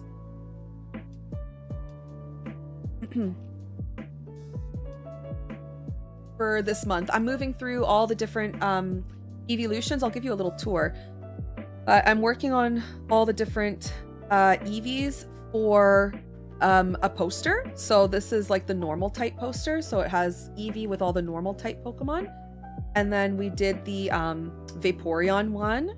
So it'll basically be the evolution and then 3 baby Pokemon that kind of match the type.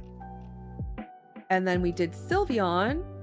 And then the next one I think I would like to do is probably Espeon for January. I might do Espeon with little psychic babies. I don't know yet. Yeah, I love Pokemon. Yeah, we have a lot of Pokemon. A lot. I would say like Pokemon and Studio Ghibli. I've got a lot of human stuff as well. Like I draw people and things too. I don't even know where those are. When's the last time I drew people? Like here's Studio Ghibli. Ah, thank you, Jay. Welcome to the Discord. I know I was awful when I moved to digital, but even a professional artist is always learning to improve. Yes, in art, you're never finished. You're never finished. I look to so many other artists that are leagues better than me, and then I hear from them in their videos that they look to people as well. Like, I'm still constantly watching tutorials. I never stop. And I think that's the cool thing about art. You're just always improving. I have drawn Dragonite and Shiny Dragonite. Yeah. So for Dragonite, I had, well, I did the Mega, actually. Where's that? Hold on. Because Procreate doesn't have a search function because Procreate's stupid. Oh, it's here. Yes, so we did Mega Dragonite there, and then I drew the shiny version. I actually did a shiny prediction. It turned out to be that, which is funny. I predicted it was going to be blue. From Mommy's Daddies, yeah. Okay, so the shiny prediction I had was, oh, funny enough, I don't even know where it is. Oh, here. I never posted it, which is so stupid. I didn't post this on socials. It was the only shiny I didn't post because I just was too lazy, and it was the one that ended up being the shiny. Yeah. Did I tell you that I'm going to Japan in March? Oh, nice. No, you didn't. I hope you have a good time. I heard it's actually cheaper to go to Disney World Tokyo now than it is to go to Disney World in the US. Dragonite's your favorite? Yeah, he's pretty cool. I don't have any regular Dragonites. Like, I did a commission some time ago, but it wasn't, it was a private commission. So the person wanted a pink shiny Dragonite. So I drew that. Let's see if I can find it.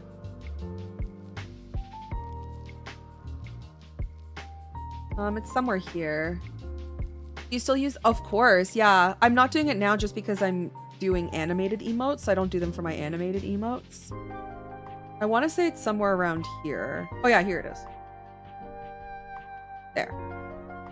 So this was a private commission. The person wanted all the shiny dragons, but they wanted the Dragonite to be pink. And so since it's a private commission, I did that for them. So it's a pink shiny Dragonite.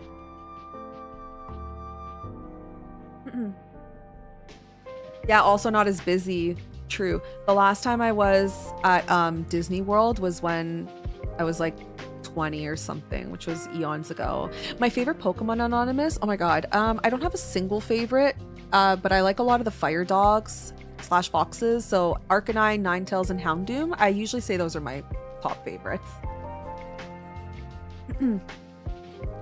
I'm not 100% sure yet. I was thinking of getting a Wacom tablet since their screen isn't glossy, but it all depends on what I find for a good price. Yeah, if you want a good price, you definitely don't want an iPad. Definitely don't want an iPad. It is not a good price. It is a very expensive price. I don't recommend. I mean, I recommend it if you have the funds because I think it's amazing. The fact that you can draw in bed is fantastic. Like, I did that whole studio, Princess Mononoke piece in bed.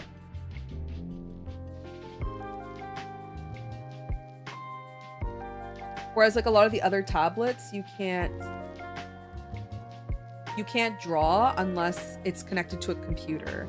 I mean, you know what? That being said, I guess you can draw in bed. You just can hook it up to your laptop, I suppose.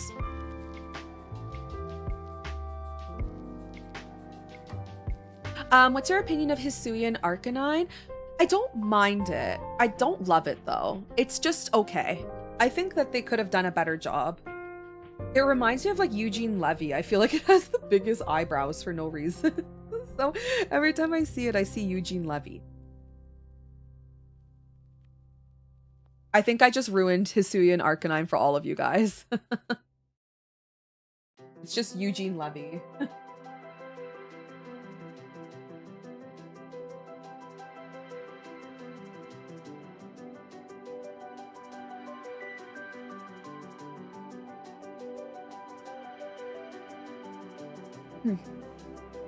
I can always recommend the X Pen Artist, yeah.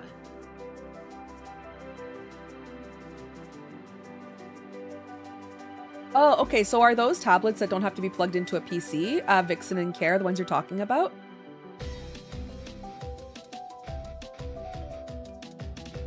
So for the Apple Pressure, it's literally trial and error. So if you actually go here into, I think it's preferences, you can adjust your specific, okay, so basically like this pressure and smoothing is the global pressure and smoothing. So this applies to every single brush that you use on top of every brush's individual settings. So for me, this works good because I have a bit of a lighter hand. So these are my settings, and then every brush has its own settings that work along with that. But you have to try it out for yourself because everybody's hand is different, like the way you press on the tablet. It's not the same for me as it will be for you. You can try the settings that I just posted, but I don't know if it'll work for you. Oh, it's a standalone tablet. I think if you're gonna pick a tablet, I 100% recommend a standalone then. I don't know how anybody can be at a computer desk constantly to draw. I don't know, that's too much for me. I think because I'm a woman, and so, you know, every month I have my crampies, and mine are very bad, and so it makes it so that I cannot sit in this chair in this room for like 2 days or even 3 days. But I'm in bed and I sometimes feel inspired and I want to draw to get my mind off the pain. So I take my iPad with me and I usually draw, right, while I'm dealing with all my cramps and stuff. I cancel stream, but I'll still be working on commissions and drawing. If I couldn't do that, I would be so upset.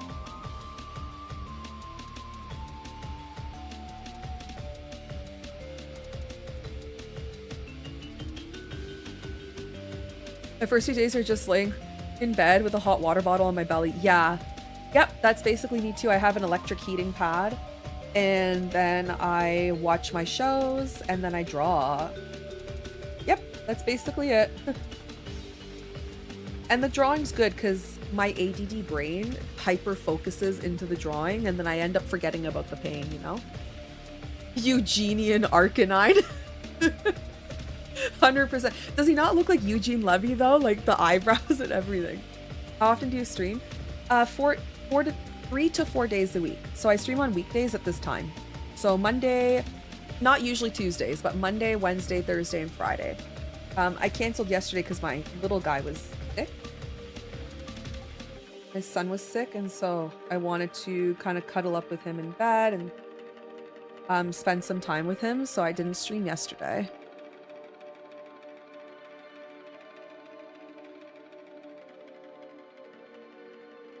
He woke up this morning with a really bad fever, Yona. It was like 39. It was quite hot.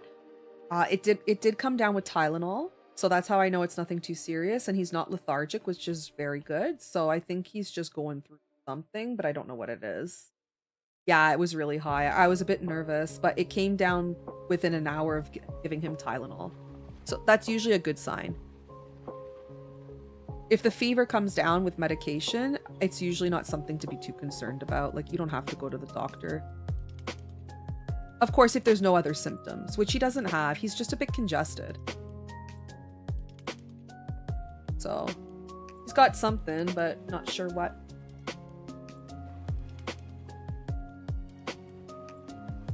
Yeah, it upgraded from yesterday. Yesterday, his fever was 37.5, so very mild. So I was like, oh, he'll probably wake up better, but he did not wake up better. Woke up so much worse. Yeah, they do.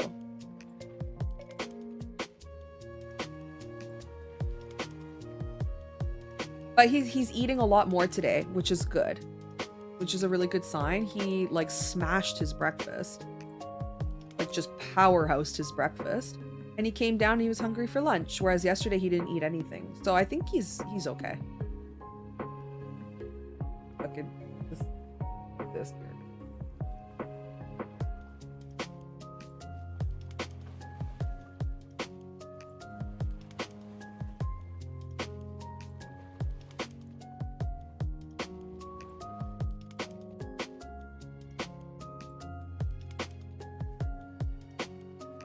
Look at his silly face. Oh my goodness, this emote is so silly.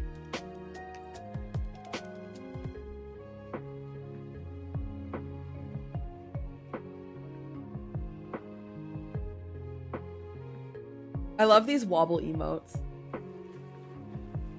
Yeah, we do have to be a bit careful because I did hear that the flu here in, I think, Ontario, there's been a couple complications with kids.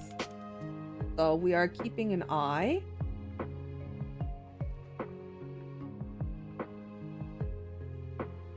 But I think it's a very good sign, honestly, that he is eating a lot today. If he wasn't, I would be concerned.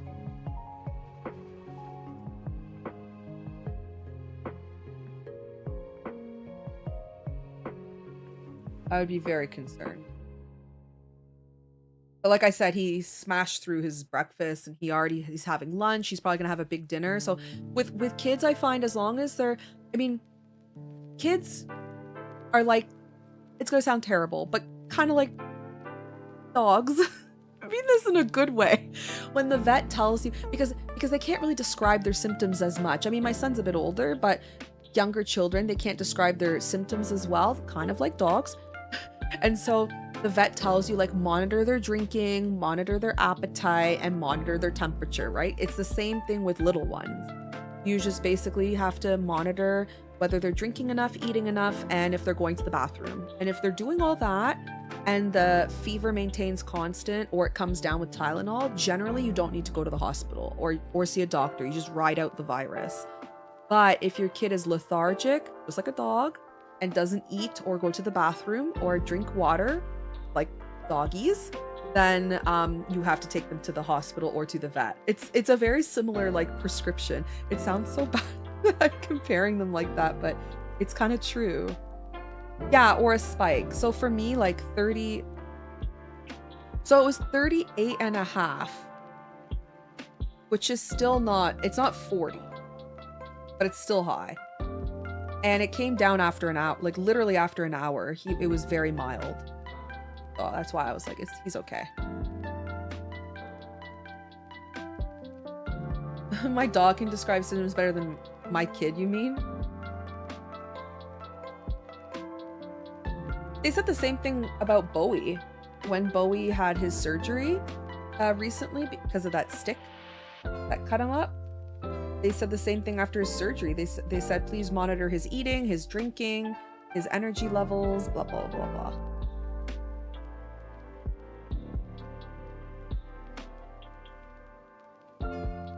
I got you. I understood.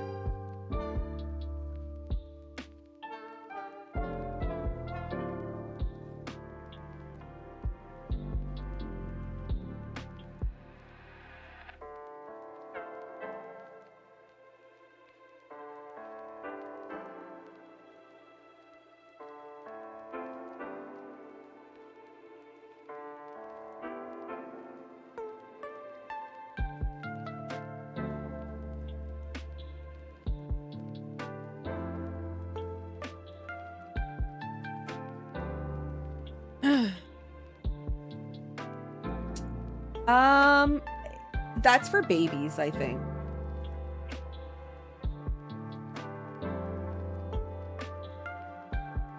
It looks like a bean. It does look like a bean.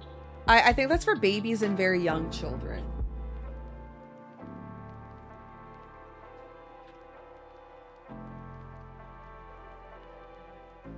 Let's see.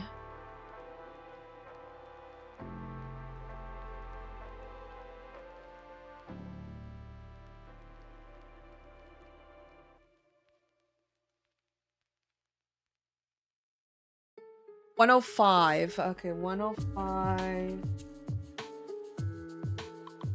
Yeah, it's 40 and a half. That's what I always know, it's 40. So for us, so for a baby, yeah, if a baby hits that temperature, yes. But if it's any other kid or teen, 105 or higher. So for me, when I start to get really concerned is if it hits 40. So he's under that. He was 38.5 or 7 this morning, which it's a bad fever, but it's not 39 and over.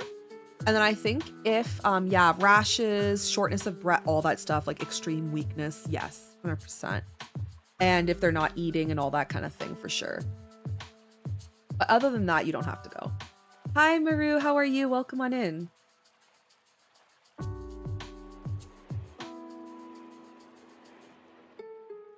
You know, not too long ago, I would say maybe sometime last year, he had a bad fever. It was like 40 constantly for a couple days. I was very concerned, but he was like totally energetic, as if nothing was going on. It was the strangest thing. He was jumping around the house, acting like a crazy kid, eating, drinking, and everything. And so I decided not to take him to the doctor because I'm like, obviously this kid is fine.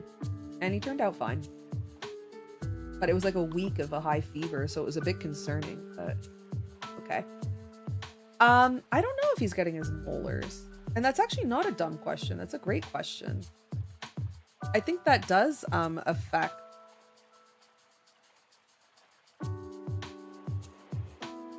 fevers. Yeah, you know what? Come to think of it, when he was a little baby, I remember every time he had a tooth come in, he would have a fever.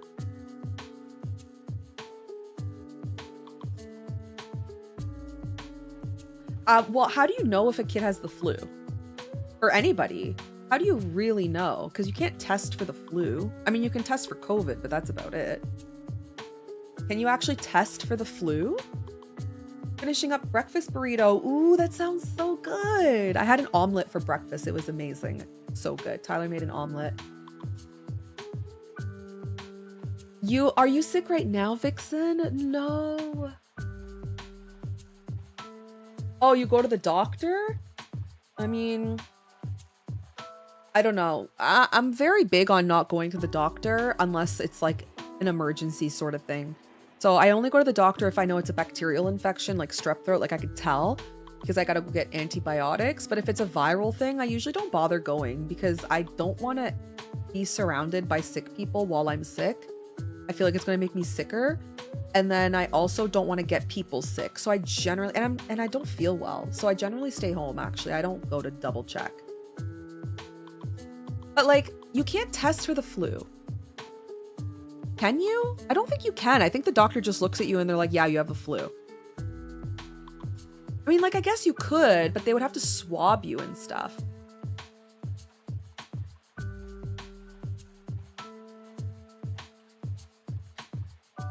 Like, whenever I go to the doctor, they always say it's probably. They're like, oh yeah, it's probably like pneumonia. Oh yeah, it's probably some type of flu. Like, they say shit like that. They don't actually confirm. Like, oh yeah, you know, influenza A is going around right now, so it could be that. And then they just send you home. And then the reason I don't go is because if it's viral, it's always the exact same thing. Okay, well, there's nothing we can give you, so just go home, rest, drink water, and eat fruits and vegetables. That's all they say. And so that's why I never bother going, because why did I just risk my health and other people's health to go for them to tell me that I just need to rest? You know what I mean? So I tend to not go if I feel like I have a flu. I just don't go. There's no point.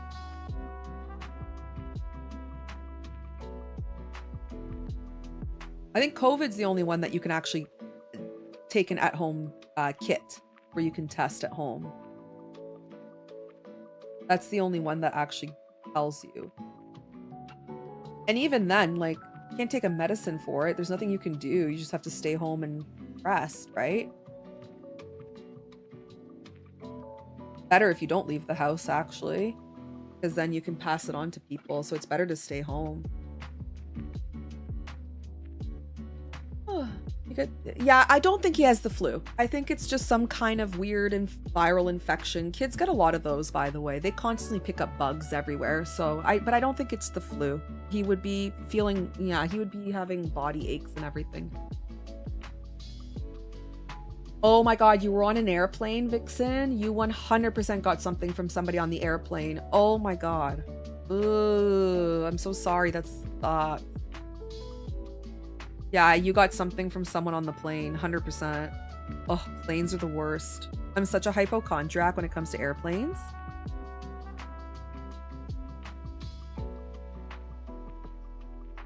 Yeah, there's a lot of things the doctors can't tell, and truthfully, a lot of it stems from like diet, I feel. Like, especially being tired all the time. I notice for me, because I get that too, if I have a diet that has more fruits and vegetables, I tend to have a lot more energy. So But of course, you know, Big Pharma can't tell you that. They can't be like, oh yeah, you need to eat more fruits and vegetables, because that's not going to sell them any prescriptions. They can try antibiotics, but they don't know if it'll work or not. Yeah, our doctors don't usually hand out antibiotics for no reason, because that can help make the the bacteria resistant. So they tend to not prescribe antibiotics unless they know, or like they have a pretty good hunch that you have some sort of bacterial infection. Like when I brought my kid to the doctor a couple times, they don't give me anything. They just tell you to go home and rest.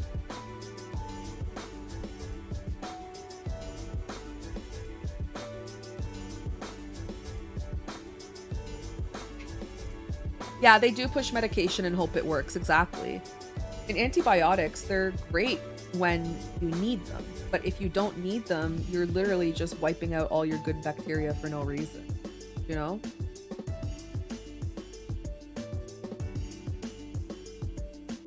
But oh my God, if you have a bacterial infection, I've gotten strep throat a couple times. The way the medicine is like crack, okay? It fixes your throat literally in 2 days. It's amazing. I think it's like amoxicillin that they hand out.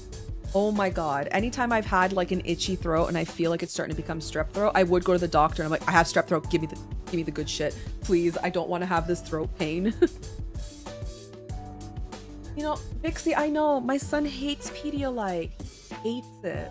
I know. When he was a little baby, and basically from 3 under, anytime he got sick like that and he needed something to replenish himself because he wasn't eating enough, I always try to give him Pedialyte. He hates it. He would like spit it out, would not drink it. So I would have to make him like, I don't even know what I did. Freezies and his favorite fruit. Yeah, he hates Pedialyte. Oh my God, hates it. Can't stand it. And like he knows what it looks like, so I can't even like jinx him into it, you know? Or not jinx it, but like trick him into it. Hospital, I never go to. Yeah, I don't go to the hospital. Our hospitals are already so overpacked that I don't go unless it's an emergency, like a real emergency. Other than that, walk-in clinics are pretty good.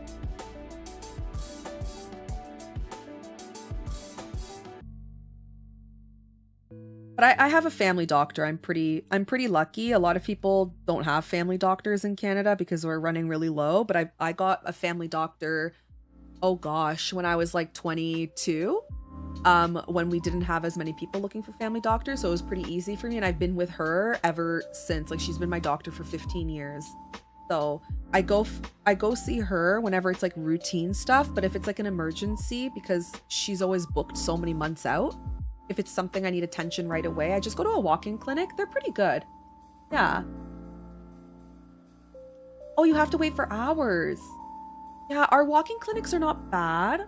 I usually wait about 30 minutes to an hour, about, and then they're pretty good. There's one walk-in clinic pretty close to my house, and it's not bad. I really like the doctors there. They take their time and they don't rush you. But I've been to a lot of really sketchy ones, but this one's not bad. The only issue for me is that most fruits are too acidic for my stomach. No, that makes sense. Yeah.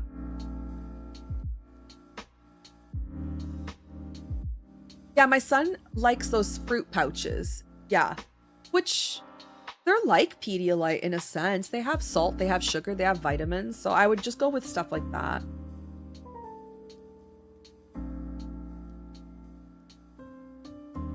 Wait, walk-in clinics in the States are...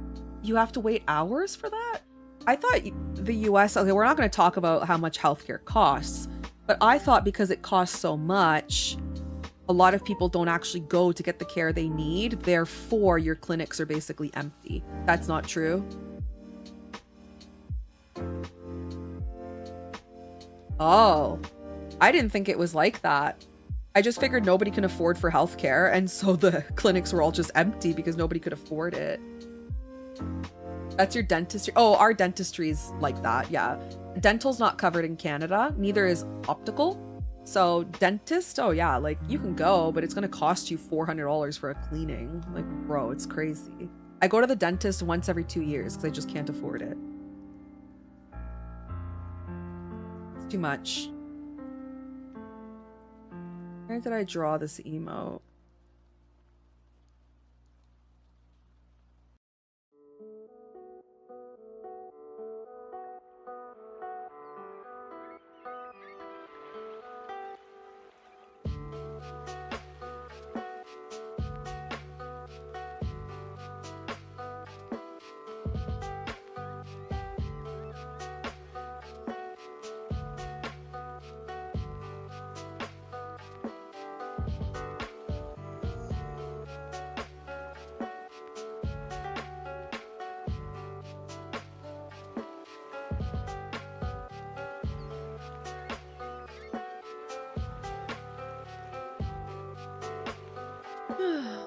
I'm in Portugal, so it's a bit of 50-50, but our older population loves to crowd the clinics for anything. Oh, that's our population here.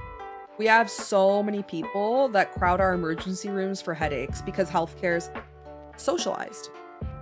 Or they think free. Not free. It's not free. We pay a lot of taxes for it. But because it's socialized, a lot of people think, oh, free, I'm just going to go to the hospital because they give better service. And I have to tell you guys, it's super irritating. So PSA, please, for the love of God, if you have a stomach ache or a headache, don't go to the fucking emergency room. Oh my God. The amount of people that go because they have a little headache and they get sent home with Tylenol, it's crazy. Our hospitals are in absolute shambles in Canada. Shambles. People are dying in hallways and everything. Not joking. Being serious. Because they have to wait 16 hours to see a doctor and they just bleed out. Horrible. But anyways, I don't really want to talk about that.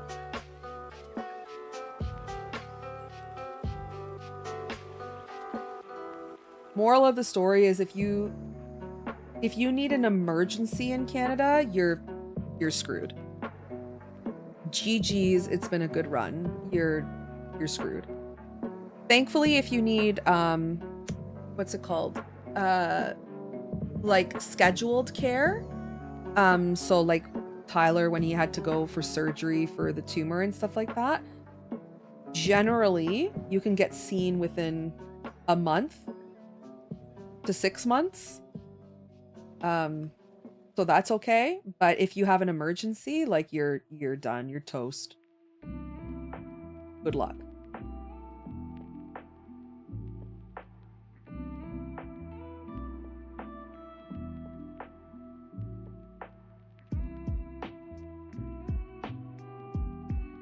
Oh, there's his little nose. Damn, we can barely afford seeing the dentist, or at least that's how it is for me. Yeah, the dentist is very expensive.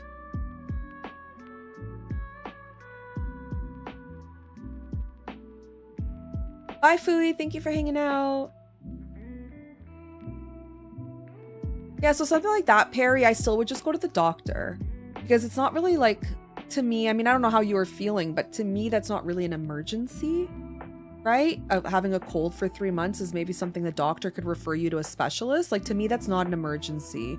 For me, an emergency is like you broke a limb, or you were in a car accident, or you've got appendicitis type stuff like that, like a sharp shooting pain where you're like healing over, that kind of thing. Stomach flu can be an emergency as well, because you need to get hooked into an IV to get fluids back. I did go to the hospital once for the stomach flu. I was pregnant and I had the stomach flu and it was really bad and I had to be hooked up to everything. That kind of stuff. But I think for like a cough or a cold or whatever, I don't think it's wise to go to the hospital. I think you just go to a doctor for that.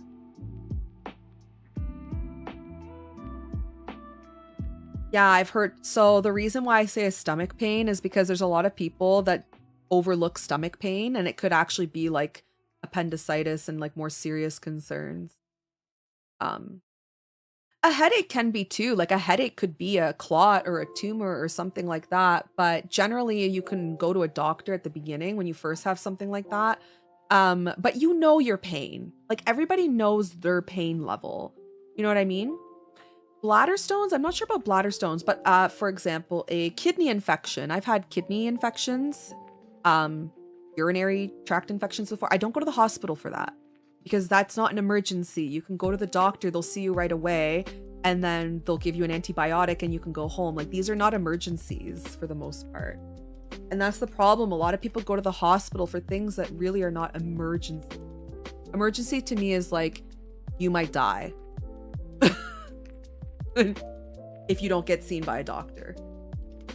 And I do that, and I say that because it's like, our hospitals are already so full. And so I feel like you're doing the right thing as a citizen by like taking your non-emergency thing, going to the doctor, and letting that hospital doctors see somebody who really needs their help. You know what I mean? Like a less selfish thing to do. But like I said, everybody's pain tolerance is different. Like you know your body better than anybody else. I know, for me, I know when it's an emergency, and you guys should too, right? If you know your body, you'll know, you'll be able to feel it. You're like, something is not feeling right. If it's something like that, go to the hospital. But if it's something where it's like you're just slightly uncomfortable, don't go to the hospital. Just go to the doctor first. And then the doctor can refer you. They'll be like, oh my God, you need to go to the hospital.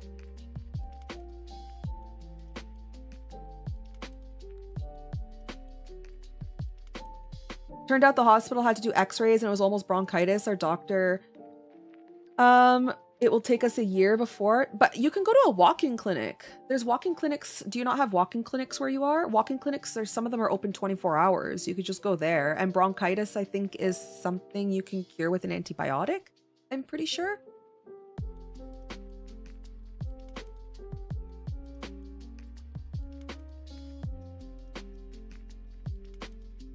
Oh, his nose is pink. Ravens, thank you for the check-in. Oh yeah, don't take medical advice from me, guys. Like, I'm not a doctor. I just know what works for me, and I know like what my tolerance for things is. And I just hope that you guys, when you do choose to go to the hospital, just make sure you're going because you really need to go, and think about, you know, other people. If other people might need that care first, right? It's always so like enticing to go to the hospital because they, if anything, they'll know what's wrong, but sometimes you don't have to do that.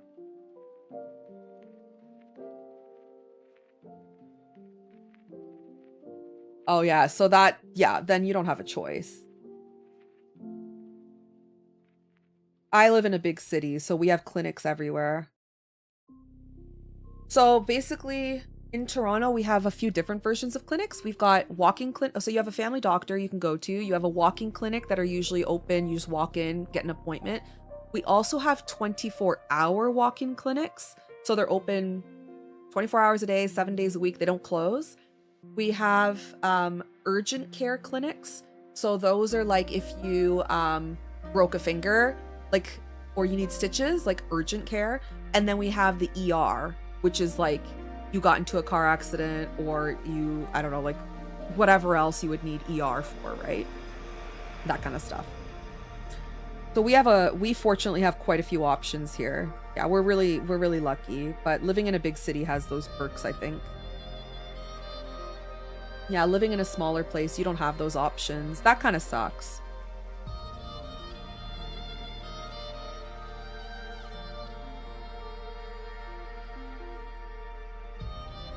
But are your hospitals less crowded over there in more rural areas? I feel like they would be, no? Or are they just as crowded?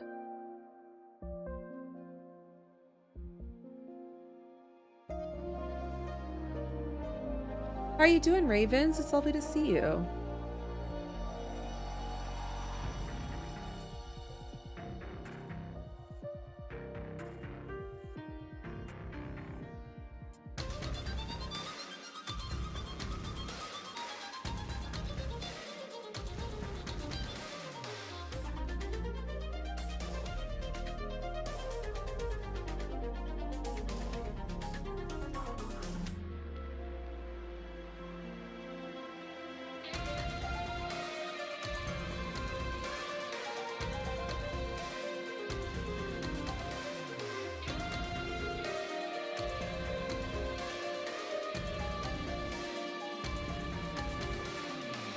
I had a body storm once, but we were at the beach for the weekend. I had a phobia of going to hospitals where they don't know me or how my body is normally.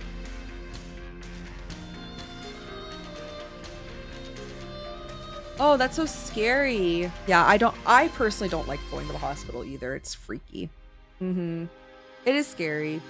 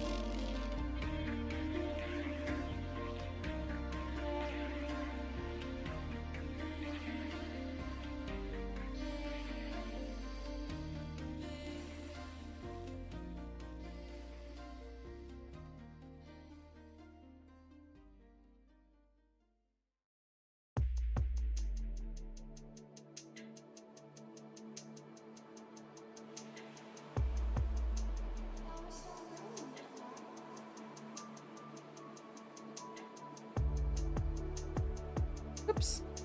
Imagine he had like little white lipstick. So cute.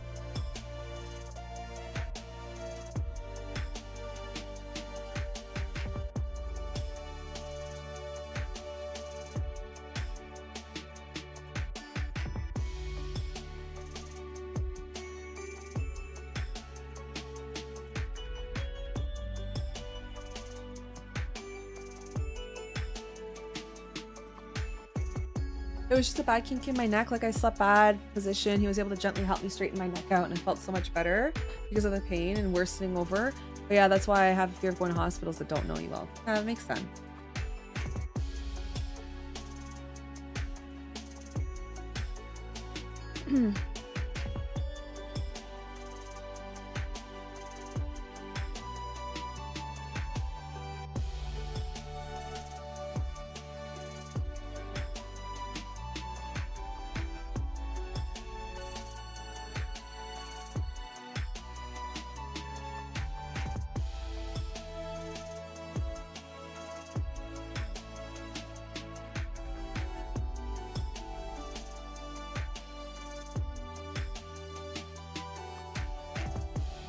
Oh, last frame.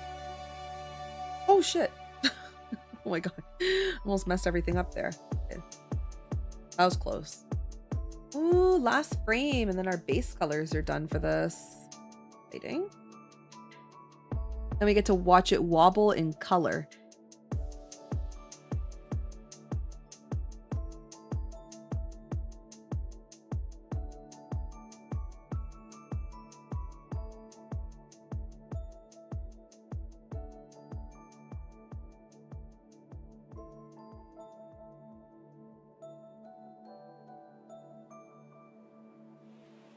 There. All right. Let's watch it wobble.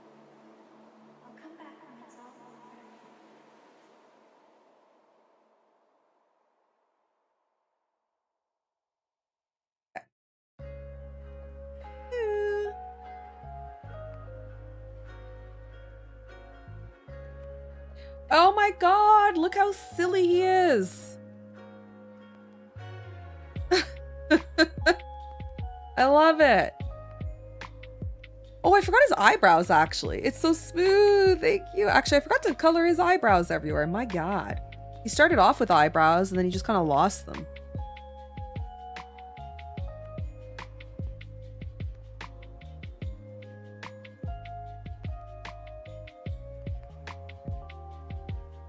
Eyebrow.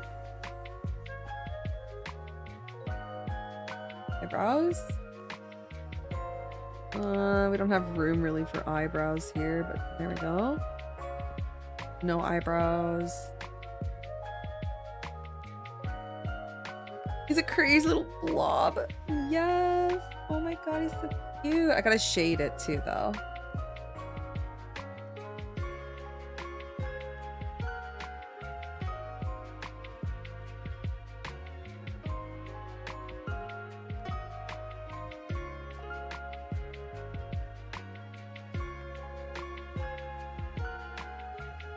There. As if anybody could see the eyebrows, but I still had to draw them. Look how cute. Okay, so now we gotta do the shading. Oh, wait, I think I missed a white part of the eye somewhere. I can see it. There it is.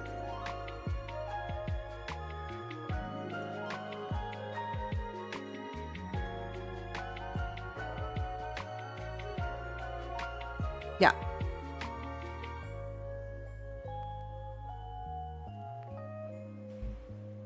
"17 minutes. That feels kind of far. Mass attack starts in 5, 4, That called 3, Noction 2, out. 1.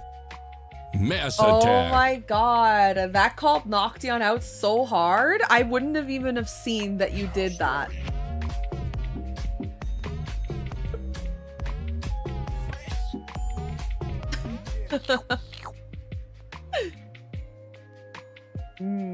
Oh yes, kiss me like one of your French girls. Ivy. I mean, I knew Ivy liked pussy, but I didn't know it was like that.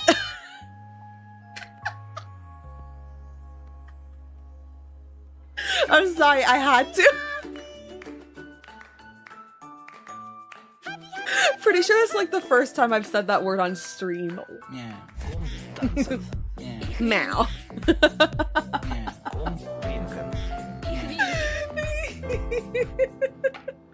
Yeah, I think so. I'm pretty sure. Yeah, that's puss. That's different. Oh my God. I can't. I can't.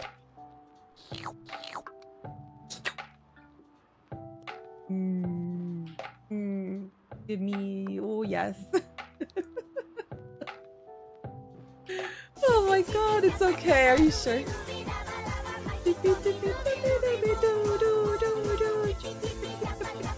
Oh my God, MJ. Oh my God, nothing. I just am being unhinged. Don't worry about it. I didn't say anything. I said nothing.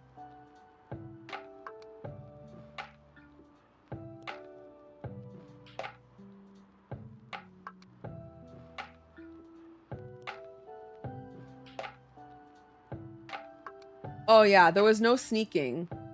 That got you so busted. Like 100%. Now I know that you have one more Joker in your arsenal. No. How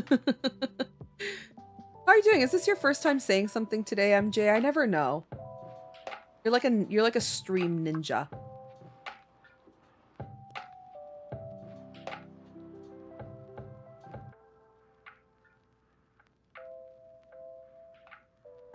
I actually don't really know if I like the shading so much. I kind of like it without shading. I just feel like it's much cuter.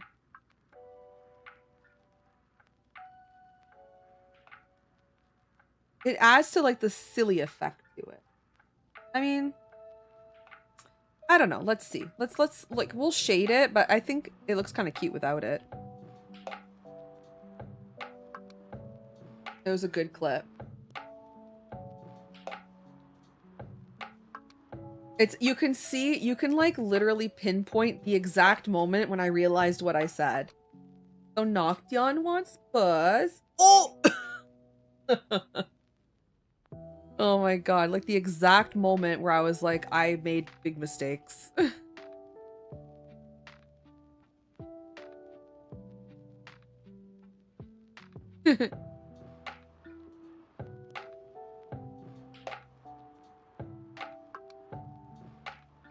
X.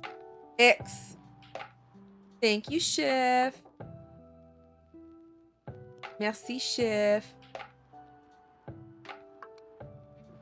So I'm just gonna do like mild shading, honestly. I feel like this little blob cat looks fine the way it is.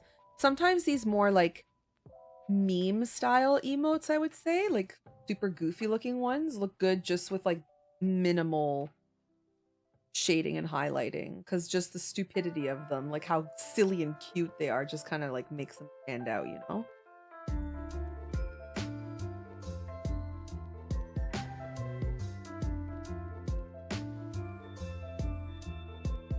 It's Noction's birthday, it is.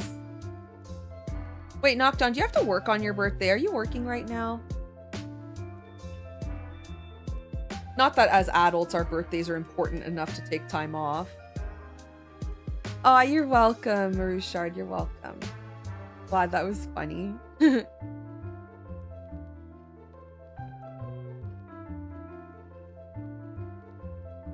I feel like as we get older and become adults, taking time off for our birthdays is not normal. Most of us just work.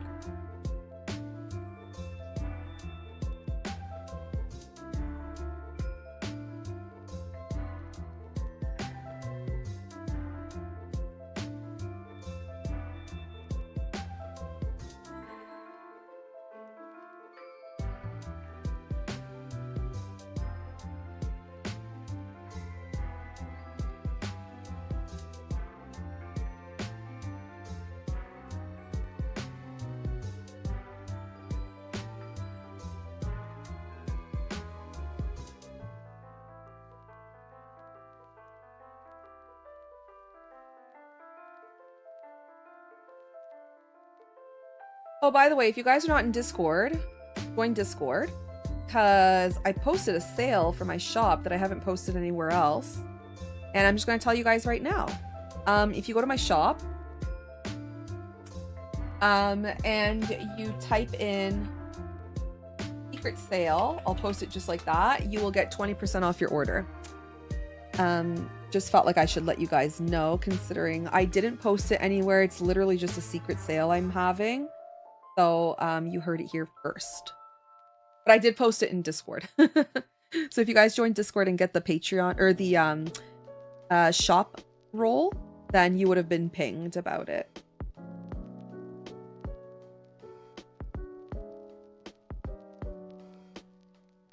And the sale's until December 25th. In case you wanted to get something cute.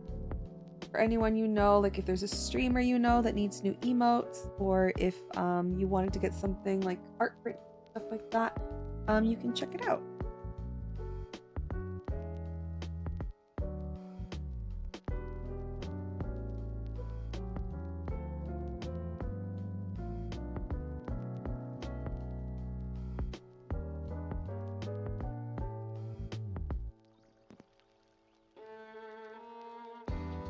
Oh my god, I love this song. Is this the Me Plaza song? Oh, question for Pokemon people. Actually, I have a question for Pokemon people. Was there any Legend ZA icons, like profile icons for Nintendo? Because I didn't see any. I'm a bit sad about that. And I feel like I might have missed them.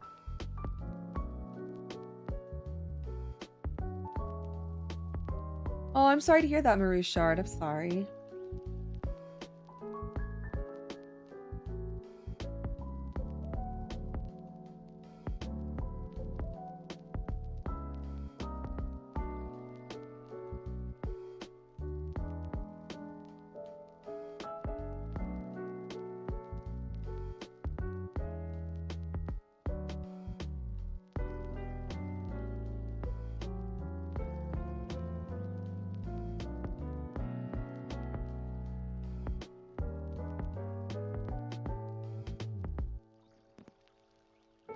And now we can watch him wobble with the shadows.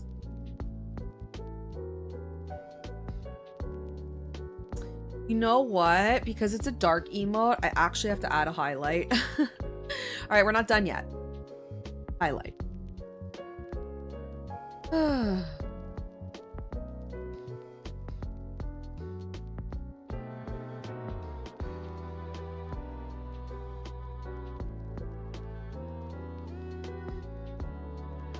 Well, let's tone this down and let's make this red.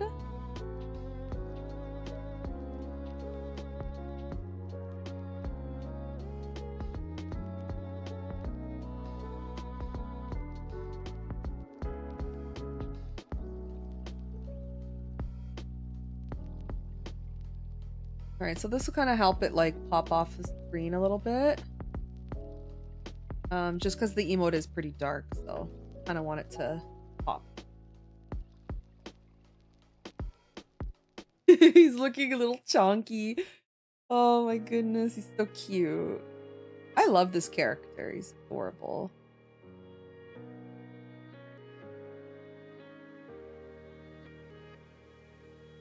Yeah, this will just help it pop off a little bit off dark mode. A little bit. I don't want to add too much.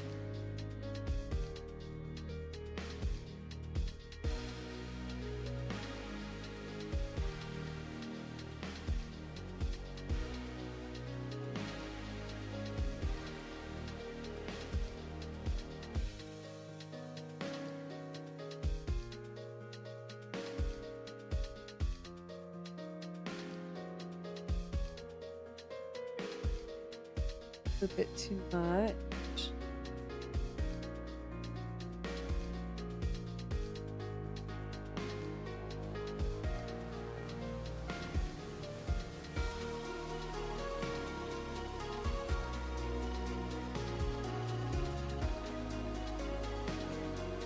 Yeah, I like to use all sorts of different colors. It just depends, but because the color schemes for Vixen's you know what? What if I just do this and that way I don't have to worry and then I can just lower the opacity. So much easier. Vixen's character is like a lot of reds and blacks, so that's why I'm using kind of like a highlight.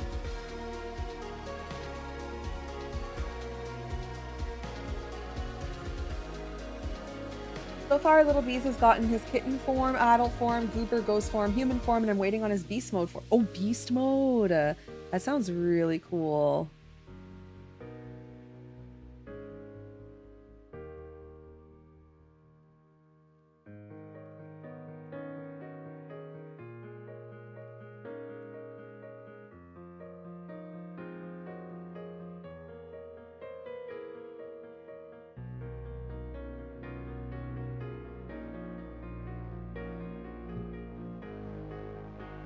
I need to make more art of my OCs as well. I don't have any. I mean, I have like just their initial illustration. But that's about it.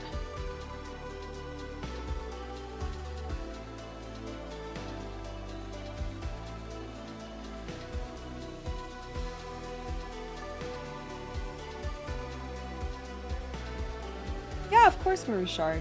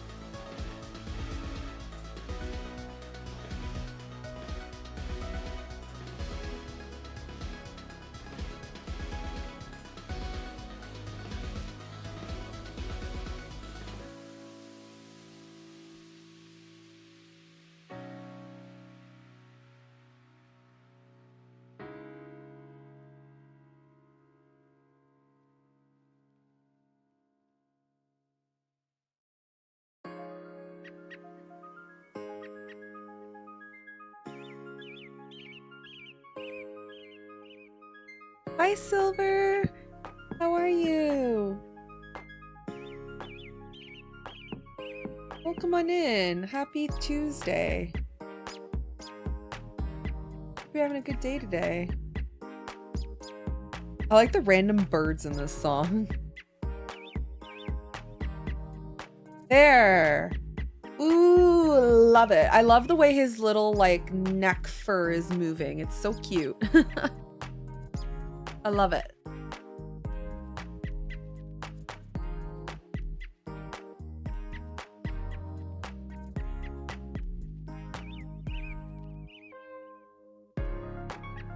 Just a silly little guy. Hi, Yona.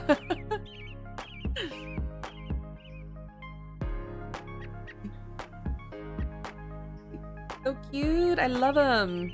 Oh my god, what a little bean. What a little bean. So precious.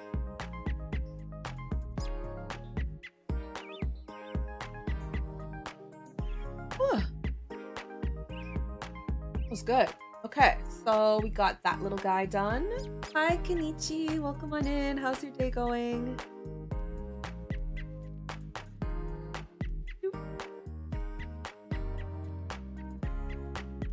Oh, an ad break. Oh, perfect. I actually have to go to the bathroom. Well, actually, it's 45. I don't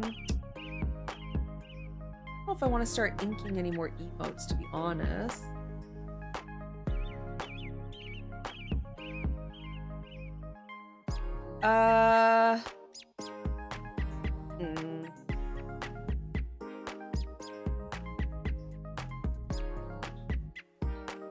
Bird core.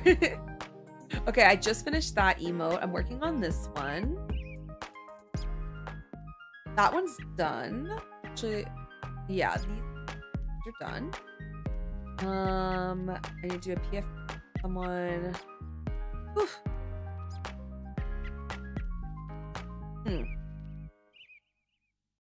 I need to work on this, but I think I want to do it off camera, to be honest. I kind of just want to like sit down and work on the background. I don't know if this background, maybe I'll get your advice, but I don't know if this background is suiting what's happening. And I'm not sure if it's because it needs to be like darker or what.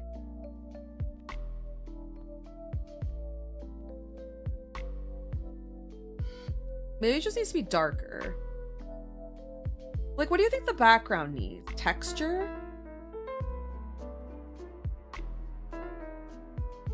Try Brussels sprout. Thought. I don't know if I like the dark up there, but I feel like it should be darker here, to be honest. Maybe like dark in the middle.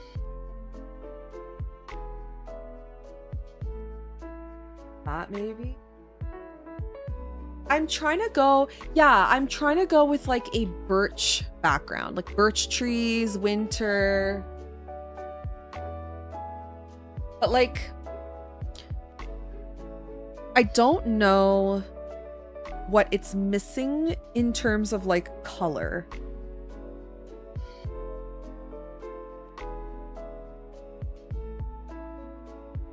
Yeah, white and brown, exactly. But I don't think we would do white per se.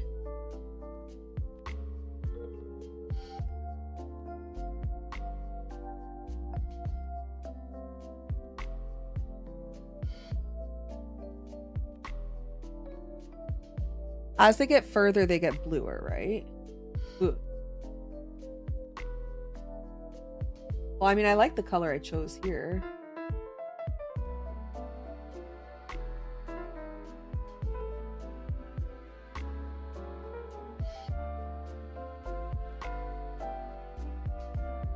That morning sun contrast hue, maybe?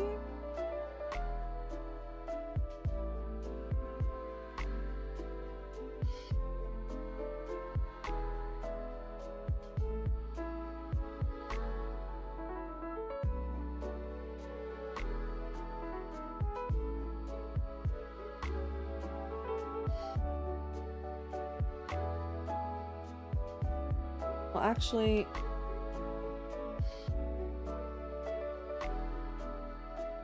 I mean, I should look up a picture of a background that I would want, but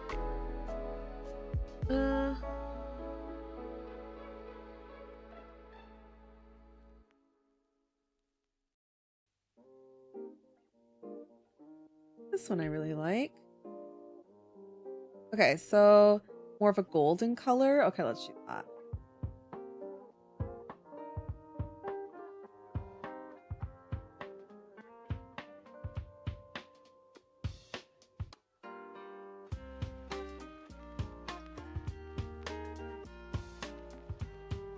Maybe we'll work on this now. I don't know.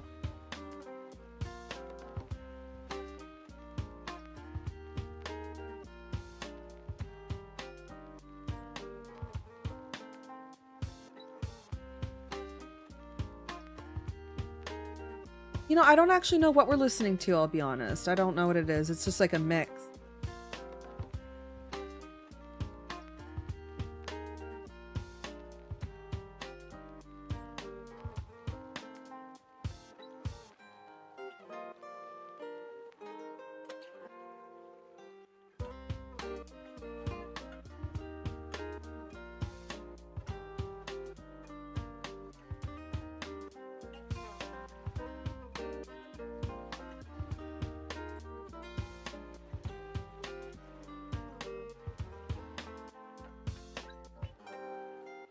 Oh, also we should probably like add a bit more like texture to the outside of these trees. They won't be perfectly straight.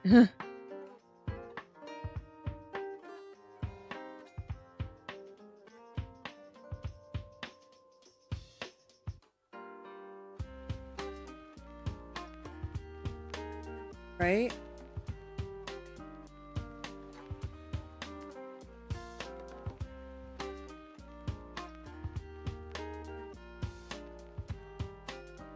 Like, what do you guys think it's missing?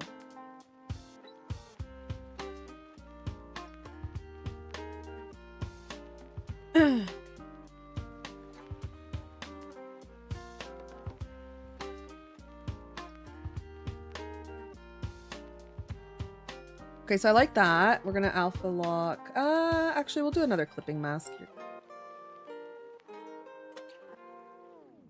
Add some texture back.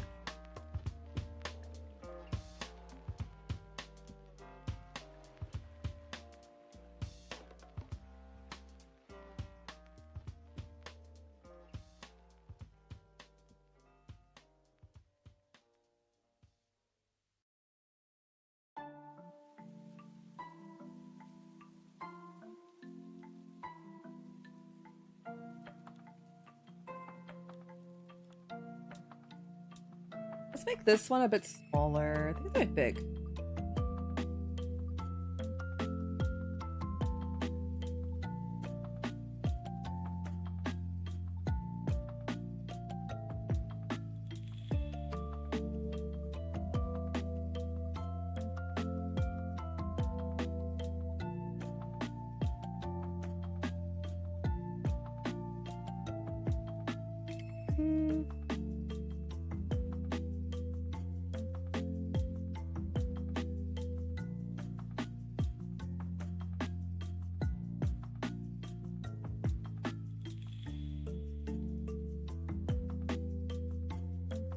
I don't know, it's hard to say. You kind of want it to stay background because so much of the main artwork is foreground.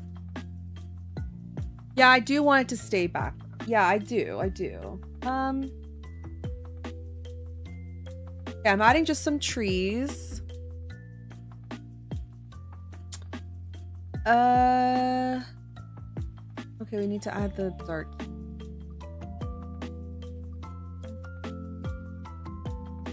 And actually, I need to make this texture go sideways.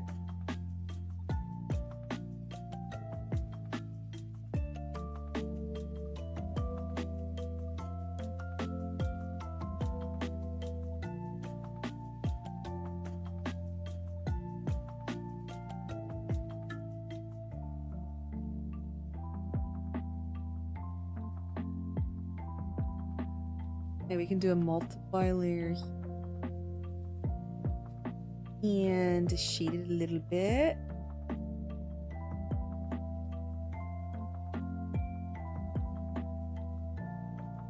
What about some textures make it look like it's moving in a what? Wait, what's moving in a wait? What are we moving? What?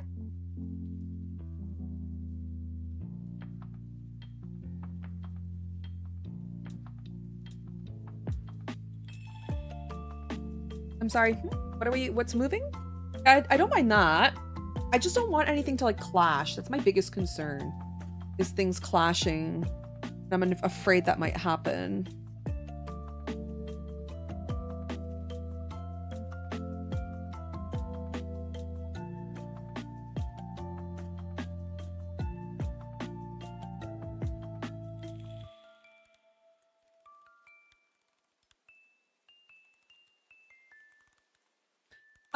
No, I don't think I've heard of that. Like, I know, like, yeah, like a motion blur kind of thing, maybe? It was in this moment I realized that I didn't add the,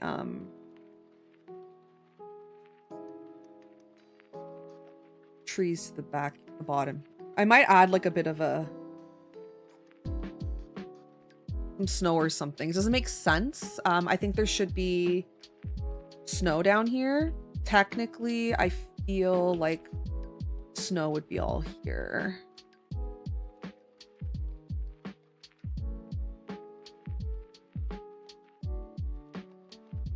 Color, but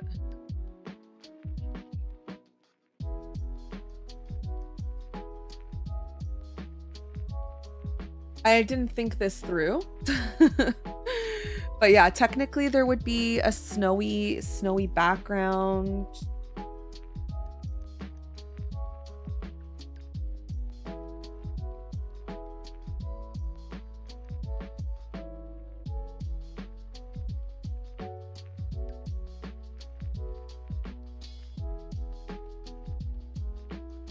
Yeah, like the horizon line could be definitely higher up here, right?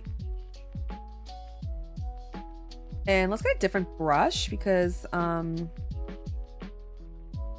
good brush.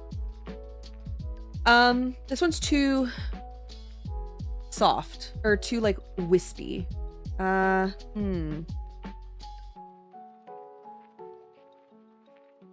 makes for good brush, like a good snow texture? Right.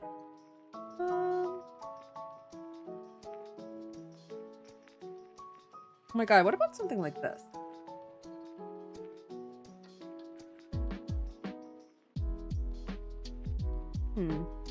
Something textured like that. I'm almost done. No cap, whip out the broccoli. Okay, hold on. Hold on, let me just... Ooh, this one's good.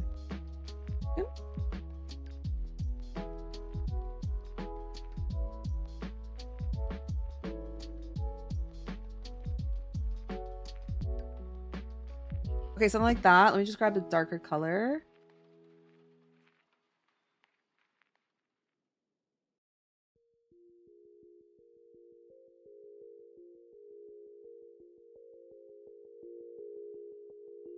That looks kind of snowy, no?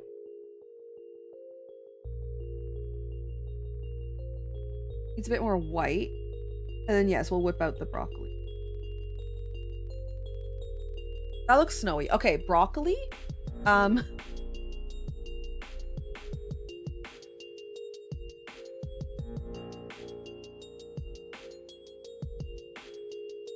we putting broccoli in the snow?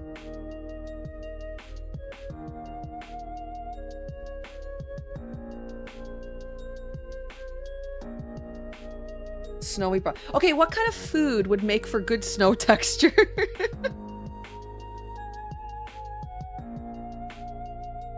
We need to get some perspective to this.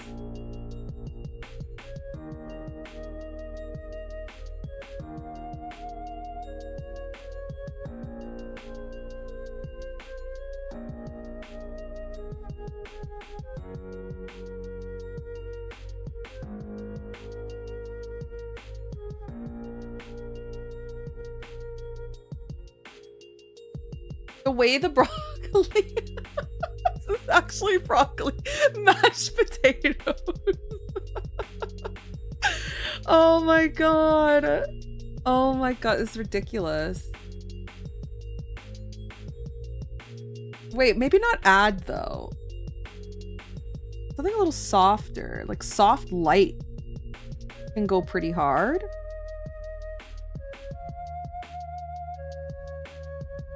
Ooh, I don't even mind this pin light. It kind of looks like ooh, there's a lot of contrast. I kind of like that.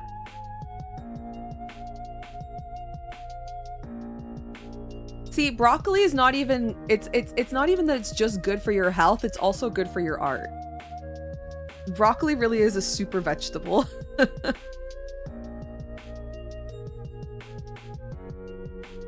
Okay, you know what? I have an idea. So sometimes when I'm stuck on things, right, what I'll do is I'll turn the grayscale on, and then I go to look to see where there's a lot of so there's too much brightness under the wolf. I don't know if I necessarily like it.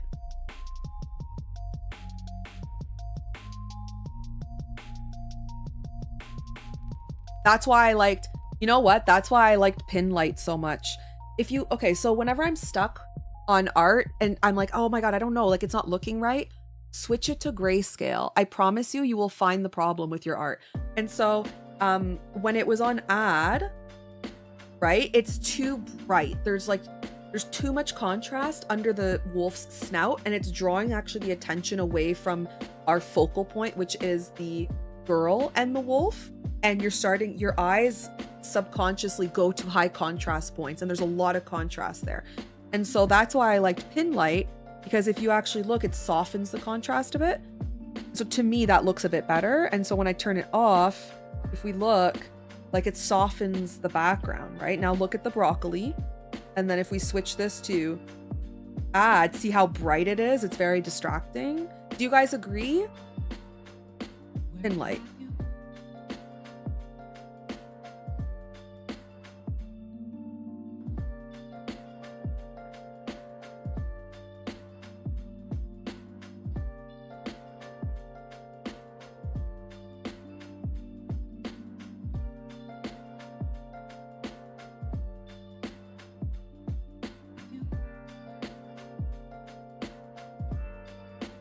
How do I get it so it looks a little bit yellow?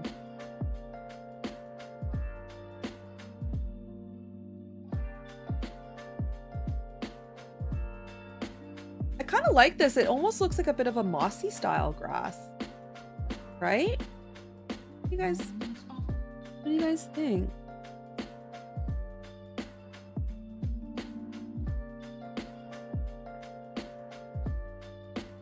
Bit of a green. Do you like okay, so do you like it with a bit of the green tint or the regular? I actually don't mind the regular.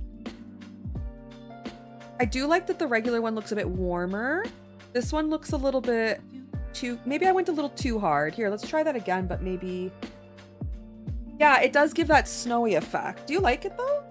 Is it a bit too green?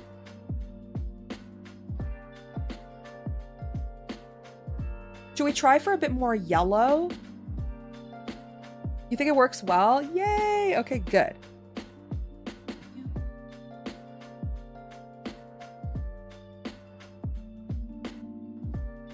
Yeah, and then we can add like the snow. I have snow brushes. Where are my snow brushes?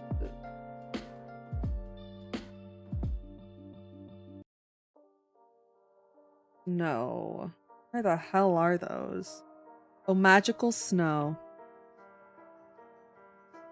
Let's add some snow drift on top. That could be very nice.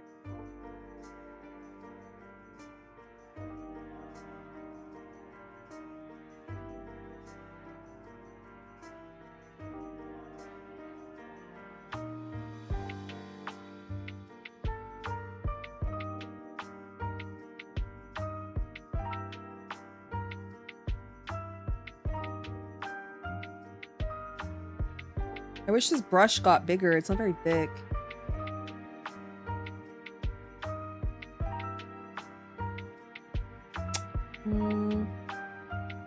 biggest it gets.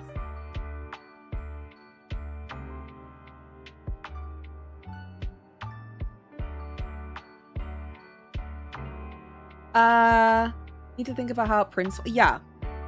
I think it'll be okay.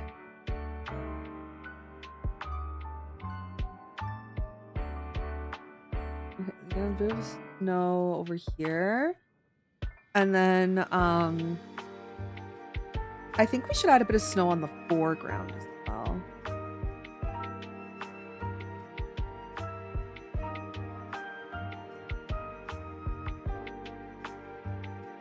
Okay, that's too much snow.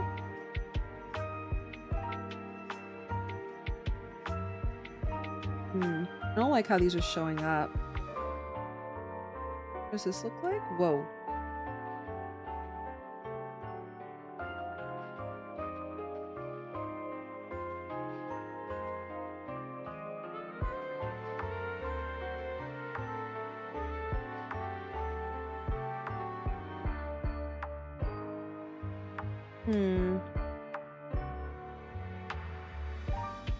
Not giving the effect I want. Fluffy. Oh, maybe fluffy loose. Okay, which way is the snow blowing? Obviously this way.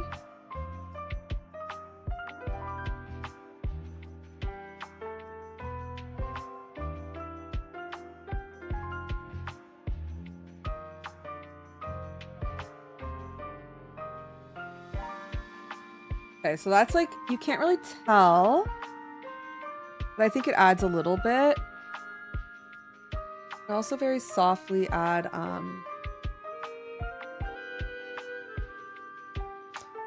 brush.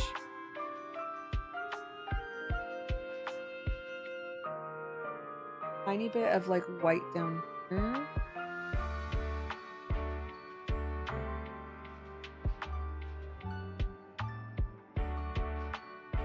We like a bit of fog down here. No, I don't like it. In theory, I thought it would be nice, but it kind of just dulls everything. No, I don't like it. It's missing something. I mean, other than her hand. Okay, I need to work on her hand in my own time, but I think what it's missing is like red. What is the name of that leaf in Japan?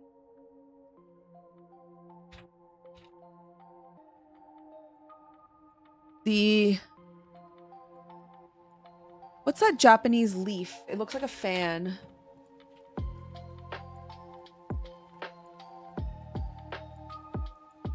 Oh, ginkgo. Yes. We need some red ginkgo leaves. That would make it perfect. Although this is a birch tree, that's not important. Hopefully there's no botanists looking at this art. Well, anyways, I'm going to finish it in my own time, I think, because I got to do her hand and all that other stuff. So yes, I am going to let you guys go.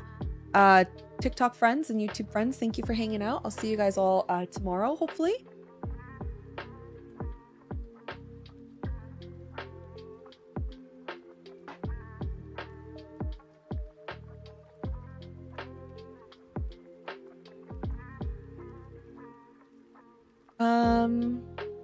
Okay.